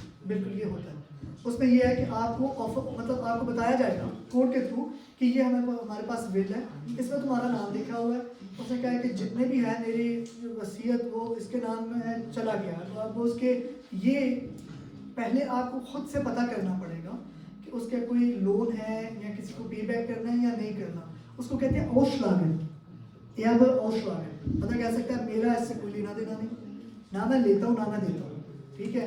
फिर वो देखेंगे कि अगर विल के हिसाब से वो बंदे का नहीं है, फिर गेजेट्सलिश ऐप खोल के में आ जाएंगे, क्योंकि विल नहीं है या और कुछ कोई भी चीज़ ऐसी है जिसका पता नहीं है कि इसके साथ क्या करना है, गेजेट्सलिश ऐप खोल। ऐसे ये केस मैं डिस्ट्रिक्ट में जानता हूँ, एक ज़मीन का बहुत बड़ा प्लाट है, उसके बहुत सारे वारस हैं, मगर साथ उस बंदे की बहुत सारी लाइबिलिटीज भी हैं, कोई रिश्तेदार वो लेना नहीं चाहता क्योंकि वो लाइबिलिटीज क्लोज है। नहीं, उसमें आप सेलेक्टिवली चूज नहीं कर सकते, यानी कि आपने लेना नहीं सारा कुछ लेना भी है, ये बड़ा चाह रहे हैं नहीं ऐसा नहीं हो सकता, यहाँ सारा या कुछ भी। चलो 2-3 सवाल और उसके बाद फिर रैप करेंगे। जो परसेंटेज आपने फुल मार्क की बात की है, फर्स्ट करके बहुत ज़रूरी है कि मेरी वाइफ ने सर इश्यूज फेस किए हैं, जो पेशेंट आता है तो वो उसकी जो फैमिली वाले होते हैं वो बता देते हैं, वो कहते हैं पहले वो पेपर लेकर आए, तो इसकी भी हमने मेंटेन करनी है, एक सिंपल हैंड रिटन ये सिंपल है, फर्स्ट वाले फॉर्म में परसेंटेज फॉर फिगर ये सिंपल है, पेपर किसी भी आप घर में आप घर में रख दें, अगर कुछ अल्लाह ना करे इस तरह का हादसा होता है वो निकाल के वो ले जाएं, डॉक्टर्स को दें कि ये हमारे परसेंटेज फॉर फिगर में ये इस्लामी तरीका विरासत जो है उसमें बेटे को 2 हिस्से और बेटी को 1 हिस्सा मिलता है। अगर विरासत में आप ये लिखते हैं तो इसको कोर्ट या जो भी लीगल अथॉरिटीज है वो एक्सेप्ट करते हैं। मतलब अगर आप विल अपनी मर्जी से भी बताते हैं, कहते हैं कि 2/3 इधर जाना, एक क्योंकि होता है फ्लिश टाइल। फ्लिश टाइल के लिए होता है कि अगर आपके बच्चे हैं, आप विल लिख रहे हैं, आप अपने नेबर के नाम पे लिख रहे हैं, कहते हैं कि जो भी मैंने इधर बनाया है सब नेबर को जाएगा। आपके 2 या 3 बच्चे हैं, बच्चों के नाम कुछ नहीं कर रहे, लेकिन बाय लॉ उनको भी जाएगा। 1/4 पहले बच्चों का होगा, फ्लिश टाइल। इसे फ्लिश टाइल कहते हैं कि 1/4 बच्चों का जाएगा, क्योंकि वो इनके ये है दिमाग में या जिसमें लॉ कि ये नहीं हो सकता कि अपने बच्चों को बंदा बिल्कुल ही फारिग कर दे, कि बच्चों को कुछ ना कुछ मिलना चाहिए। अगर विल है किसी और के नाम है तो बच्चों को एटलीस्ट 1/4 मिलना चाहिए। नहीं, मेरा क्वेश्चन ये था कि इस्लामी तरीके में विरासत में लड़के के 2 हिस्से या लड़की का 1 हिस्सा होता है। अब विल में भी अगर ऐसा ही लिखते हैं तो वो वैलिड होगी? वो कोई मसला नहीं, वो बेशक आप कह सकते हैं कि एक को मैं 90% देता हूँ, दूसरे को 10% देता इनका सवाल है काफी सर। जी यासिर प्लीज सवाल कीजिए। मेरा एक सवाल है। अच्छा, एक मिनट आपकी तरफ आते हैं, वो पहले फैमिली यूनियन से लेके इसमें काफी टाइम लग जाता है, जैसे आपने बताया। तो 2 ऑप्शन और हैं, जैसे स्टूडेंट जॉब सर्च वीजा या स्टूडेंट वीजा है, तो इसके बारे में आप लीगली बता सकते हैं क्या बेहतर है? और अगर लेट्स सपोज आपकी स्पाउस हाईली क्वालिफाइड है या आईटी से रिलेटेड उनकी डिग्री है और वो यहाँ पे आना चाहते हैं, तो पहले निकाह करना चाहिए या बाद में, तब इसके बारे में? देखिए, पहला सवाल तो ये कि स्टूडेंट वीज़ा फिर लोग ये पूछते हैं कि अगर हमने FRB के लिए रजिस्ट्रेशन करवाई या अप्लाई किया तो स्टूडेंट वीज़ा हम ले सकते हैं कि नहीं। ऑब्वियसली एप्लीकेशन जितनी मर्जी है दे सकती है, उसमें visit visa, student visa, work visa, FRB सब इकट्ठे भी दे दें, लेकिन उन्होंने ये देखना होता है कि वाकई इसमें चांसेस के हैं। अगर आपकी वाइफ की एजुकेशन है प्री मेडिकल में FSC फॉर एग्जाम्पल, और वो इधर करना चाहती है एकदम से बैचलर्स IIT में, तो वो मैच नहीं करेगा। वो कहेंगे कि नहीं, आप मिस यूज़ करना चाहती हैं, आपने जाके स्टडी नहीं करनी, फेल स्टूडेंट आपसे कि आपने स्टडी नहीं करी, आप सिर्फ जर्मनी जाना चाहती हैं। अगर आप उनकी एडमिशन लेटर मिल जाता है यूनिवर्सिटी से, उनकी क्वालिफिकेशन ठीक है, स्टूडेंट वीज़ा कर लें, लेकिन स्टूडेंट वीज़ा से ज़्यादा वर्क वीज़ा बेहतर है। अगर सबसे बेस्ट जो है FRB के सिनारियो में वर्क वीज़ा है, IT रिलेटेड है, प्री एडवांस्ड अप्रूवल ले लें, पैराग्राफ 81A, एम्प्लॉयर 500 यूरोज देगा, उसको खुद ऑफर कर दे कि हम आपको दे देंगे 500 यूरोज, लेकिन आप ये प्रोसेस कर दें। प्री एडवांस अप्रूवल के साथ विदिन 3 वीक्स आपको अपॉइंटमेंट मिलनी ज़रूरी है, और within further 3 weeks visa issue. उस वक्त आप ये भी बता सकते हैं कि मेरा स्पाउस जर्मनी है, निकाह करना है तो पहले भी कर लें, उसका कोई उसकी, क्योंकि ये FRB रिलेटेड वीज़ा नहीं है, मतलब फैमिली रीयूनियन नहीं है, इसलिए वो शादी का पहले हो बाद में हो, निकाह हुआ हो ना हो, उसमें कोई मसला नहीं। और अगर जस्ट जॉब सर्च वीजा भी आए, जॉब ना हो, एम्प्लॉयर ना हो, तो फिर आके क्या करेंगे? मतलब आके यहाँ पे शो करेंगे, यहाँ पे मैरिज शो कर देंगे आके? यहाँ पे मैरिज अगर शो करेंगी तो वो 2 चीज़ें देखेंगी। आपने एप्लीकेशन के दौरान बताया था कि आप शादीशुदा हैं और आपका स्पाउस जर्मनी है, और दूसरा अगर उन्होंने बाकी वैसे जॉब सर्च वीज़ा लेके आ जाती हैं कि कल को अपनी मैरिज रजिस्ट्रेशन करवा के इधर स्पाउस वीज़ा लेने के लिए, फिर वो वेरिफिकेशन प्रोसेस जो मैंने बताया 10 महीने का, वो इधर से स्टार्ट होगा। 10 महीने बाद वो वेरिफिकेशन रिपोर्ट आएगी, फिर वो चेंज होगा, अगर उसमें कोई बोगस ना हो। इस टाइम के दौरान वो यहाँ पे रह सकती हैं या फिर? हाँ नहीं, जॉब सर्च वीज़ा अगर उनके पास वैलिड है तो वो तो रह सकती हैं जितनी देर तक। 6 महीने का वो एक्सटेंडेबल भी होता है। वो अगर आप अप्लाई करती हैं, फॉर एग्जांपल वो आ जाती है, अप्लाई करती है, कहती है कि मेरे इतने इंटरव्यूज हुए थे, इतने नहीं है, वो एक्सटेंडेबल है एक दफ़ा, फिर वो 6 मंथ्स का एक्सटेंड करके 10 महीने। ऑब्वियसली इसमें थोड़ा सा रिस्क है, फॉर एग्जांपल 10 महीने के अंदर अंदर नहीं आती वेरिफिकेशन रिपोर्ट। था अभी लास्ट ईयर से उन्होंने भी सख्ती कर दी, उधर भी नया लॉ आया है। पहले हर एक स्टैंडर्ड हम शादी करवाता था, रजिस्ट्रेशन होती थी, 2 दिन में शादी हो जाती थी। अब उन्होंने एक फेडरल ऑफिस बना दिया जहाँ पे इंक्वायरी होती है, और उस इंक्वायरी का पता नहीं है आपको कि आपकी वो कब तक कंप्लीट होगी, और जो जब उधर से आपको कंफर्मेशन मिल जाए आप किसी भी स्टैंडर्ड साथ जाकर उससे शादी कर सकते हैं। लेकिन उन्होंने वो भी कर दिया कि एक सेंट्रल जगह हो जिसमें आप देखें कि ये क्या हो रहा है। मेरा सवाल ये था कि विल से रिलेटेड है कि अगर दो पेरेंट्स दोनों पेरेंट्स की डिवाइस हो जाए और जो बच्चा है वो डुअल नेशनल हो, पाकिस्तानी और जर्मन, नंबर एक या तो ये केस, और या दूसरा केस ये है कि 2 बच्चे हों जिसमें से एक डुअल नेशनल है और एक जर्मन नेशनल है, जिसके बाद POC है पाकिस्तान का, और कोई विल नहीं है, तो उस सूरत में क्या पाकिस्तान से जो ग्रोथ सेल्टन है वो बच्चे को मंगवा सकते हैं? देखिए मसला ये नहीं होता कि जर्मन नेशनल होना, मतलब वो तो मैंने बताया कि थ्योरी में हर एक को इक्वली ट्रीट करेंगे, हर एक को यही कहेंगे कि हमें देखना है कि बच्चा क्या चाहता है, या फिर अगर ग्रैंड पेरेंट्स ने कॉल किया या कह रहे हैं कि हम सारे अरेंजमेंट करेंगे, अब वो ये तो नहीं कह सकते कि ये क्योंकि पाकिस्तानी नेशनल है इसको भगा दें, ठीक है। ऑब्वियसली उनकी कोशिश यही होगी, वो यही कहेंगे कि बच्चों के लिए इधर ठीक है, क्योंकि ग्रैंड पेरेंट्स के साथ भी इतने अटैच तो नहीं है, अगर डुअल नेशनल है, जर्मन नेशनलिटी तो है उनके पास, ये एक आप कह सकते हैं कि लीगली थ्योरी में वो कहते हैं कि बच्चे पे डिपेंड करता है, बच्चा जाना चाहे फैमिली के साथ अटैच है चला जाए, लेकिन इनकी कोशिश ये होगी कि जर्मन नेशनल्स जो होते हैं या डुअल नेशनल जिनके पास जर्मन नेशनलिटी है, या फिर बच्चे की एज पे डिपेंड करता है, भाई एक बच्चा जो पाकिस्तानी है वो 7 साल का है, 8 साल का है, तो वो दूसरा जो है वो अभी 2 साल का 3 साल का है, उसको इधर रखेंगे, बड़े को फिर ये नहीं कहेंगे कि तुम चले जाओ, छोटा इधर रहता है, तो ये कहेंगे कि दोनों सिबलिंग्स है, कल को इनका फ्यूचर इधर बेहतर है, इनको सेपरेट नहीं करना चाहिए, क्योंकि ये भाई हैं दोनों, या दोनों को भेजो या दोनों को इधर रहने दो, लेकिन ये डिपेंड ये भी करता है कि ग्रैंड पेरेंट्स आगे कितना फाइट कर सकते हैं। अगर वो एक दफ़ा कॉल करके बस कहते हैं हमें बच्चे चाहिए, तो वो देखते हैं कि एक दफ़ा कॉल आएगी, कुछ वो हैं जो इधर लॉयर्स हायर करते हैं, वो कहते हैं कि हमारा बच्चा है, हम लेना चाहते हैं, हम किसी भी तरह लेंगे, फिर कोर्ट में भी केस किया जा सकता है, उस फिर लॉयर जो इधर होगा वो ग्रैंड पेरेंट्स का होगा बच्चे के, और वो क्लेम करेगा कि हमें बच्चा चाहिए पाकिस्तान में, क्योंकि हमारे बच्चों की ये विश थी, उधर और कोई रिश्तेदार नहीं, हम नहीं चाहते पूरी फैमिली में आए, और हम इसकी परवरिश करने को तैयार हैं। एक लास्ट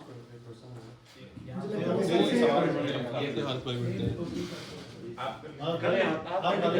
ये 2 क्वेश्चन हैं रिलेटेड। एक ये कि अगर आपके रिलेटिव सारे पाकिस्तान में, you are here alone, either you are a student और वर्किंग और व्हाटएवर, तो what would be their way to communicate, या क्या उसका होगा, बिल आपकी इधर है, क्या वो एम्बेसी में देनी चाहिए, या जिस तरह पाकिस्तान में नेक्स्ट ऑफ किन वाला एक कॉन्सेप्ट होता है उस तरह का ही है, आपके जो पैसे हैं they would just fizzle out, या क्या उसका तरीका बेस्ट होगा? उसमें ये है कि पहली बात तो ये कि एम्बेसी लेती नहीं है, एम्बेसी के पास वो अथॉरिटी भी नहीं है और वो रहते भी नहीं है, कम्युनिकेशन एम्बेसी के थ्रू हो सकती है, लेकिन ये इस्लामाबाद के वेटिंग टाइम वीज़ा का देखिए, आपको लगता है कि उधर से कोई हेल्प आपको एक्सपेक्टेड है, वो नहीं मैं पाकिस्तान एम्बेसी इन जर्मनी उसकी बात, हाँ पाकिस्तान एम्बेसी इन जर्मनी वो ऑब्वियसली इस केसेस में वो हेल्प करते हैं, उनके एक्सेस तक वो इन्फॉर्मेशन दे सकते हैं, पता करके दे सकते हैं किस अदारे को है, अदारे के साथ कम्युनिकेट कर सकते हैं कि हम आपको वो कॉन्टैक्ट डिटेल बताते हैं, लेकिन इससे ज़्यादा वो एक ब्रिज बन सकते हैं,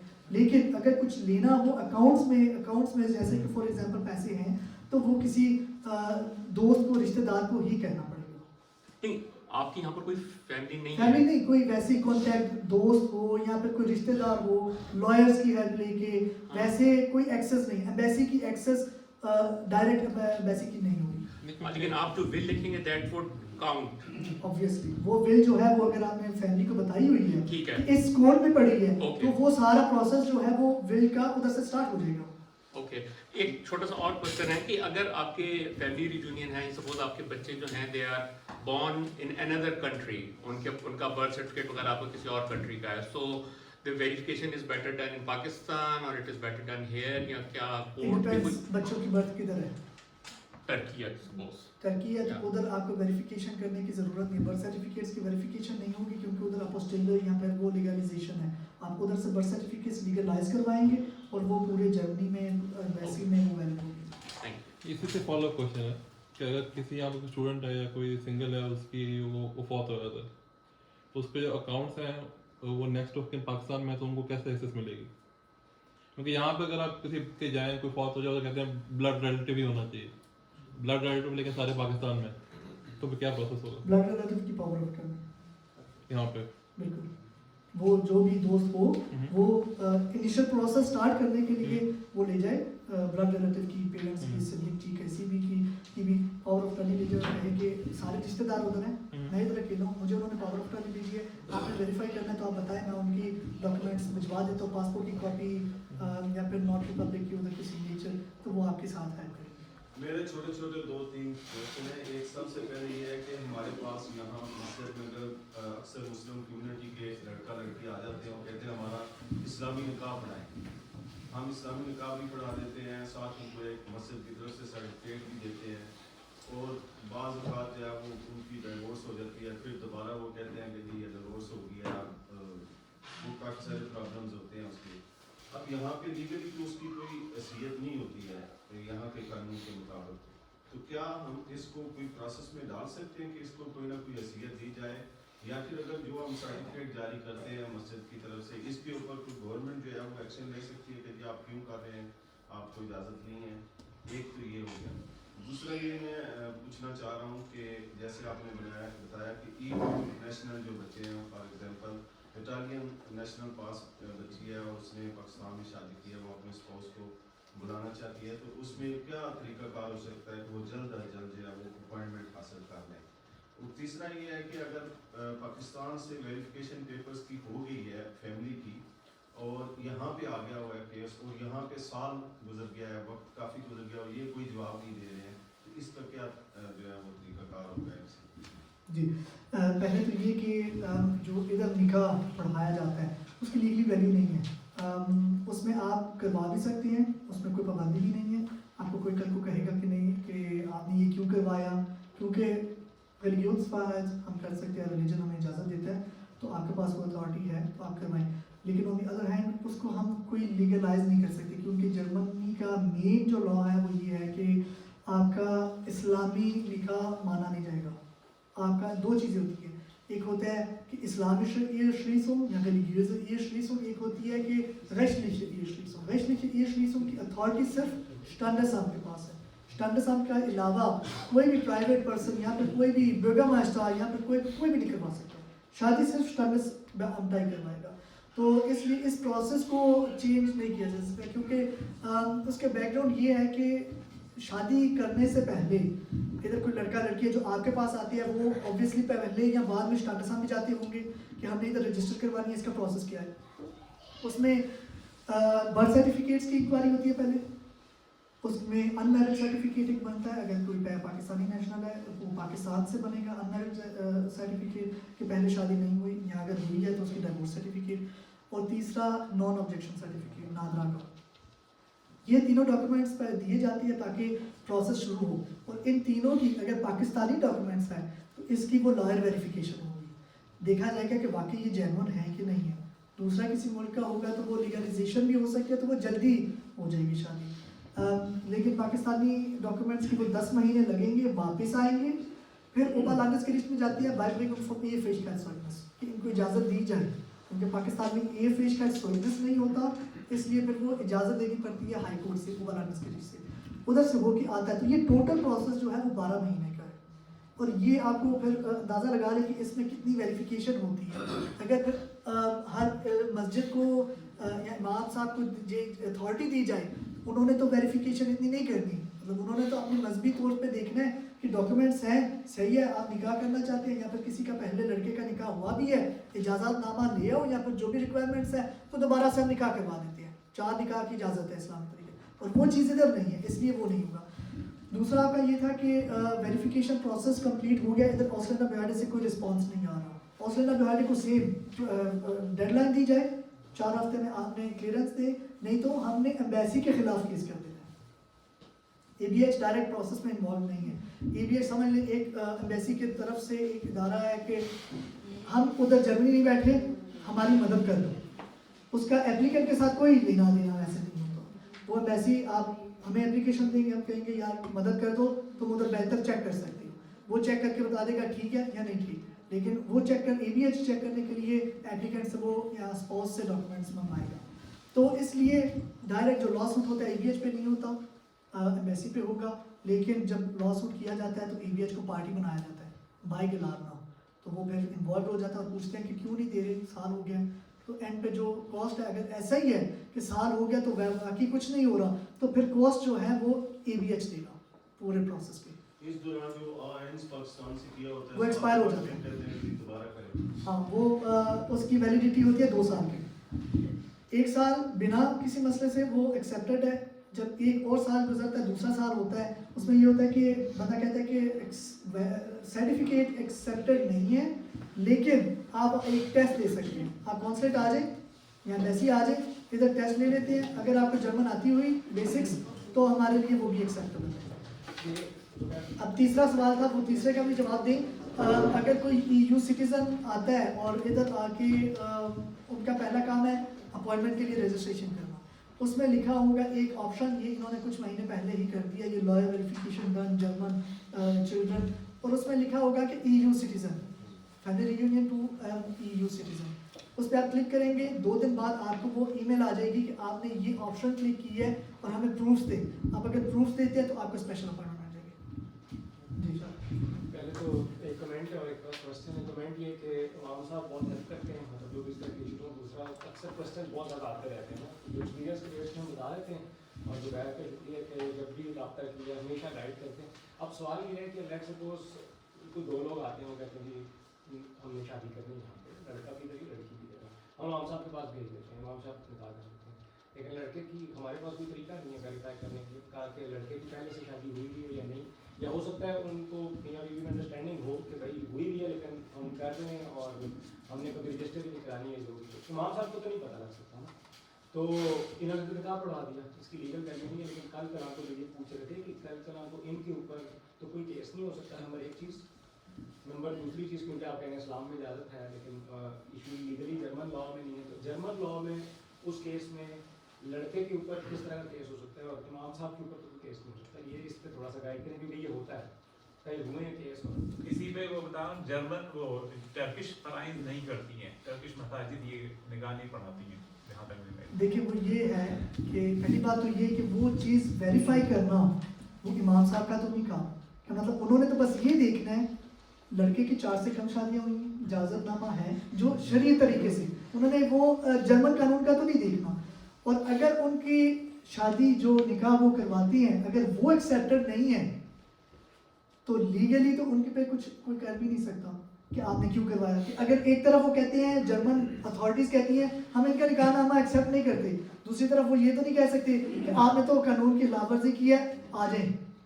अगर वो एक्सेप्टेड ही नहीं है तो आपने कुछ किया ही नहीं है। लड़के के केस में क्या होगा, वो अगर उसकी शादी हुई थी और लीगली, तो फिर इसका मतलब वो लड़की वाइफ कंसिडर नहीं हुई ना, वो गर्लफ्रेंड। देखिए जर्मन लॉ के मुताबिक हमेशा जो भी इस्लामी शादी होती है वो कोई लीगली मैरिज नहीं होती।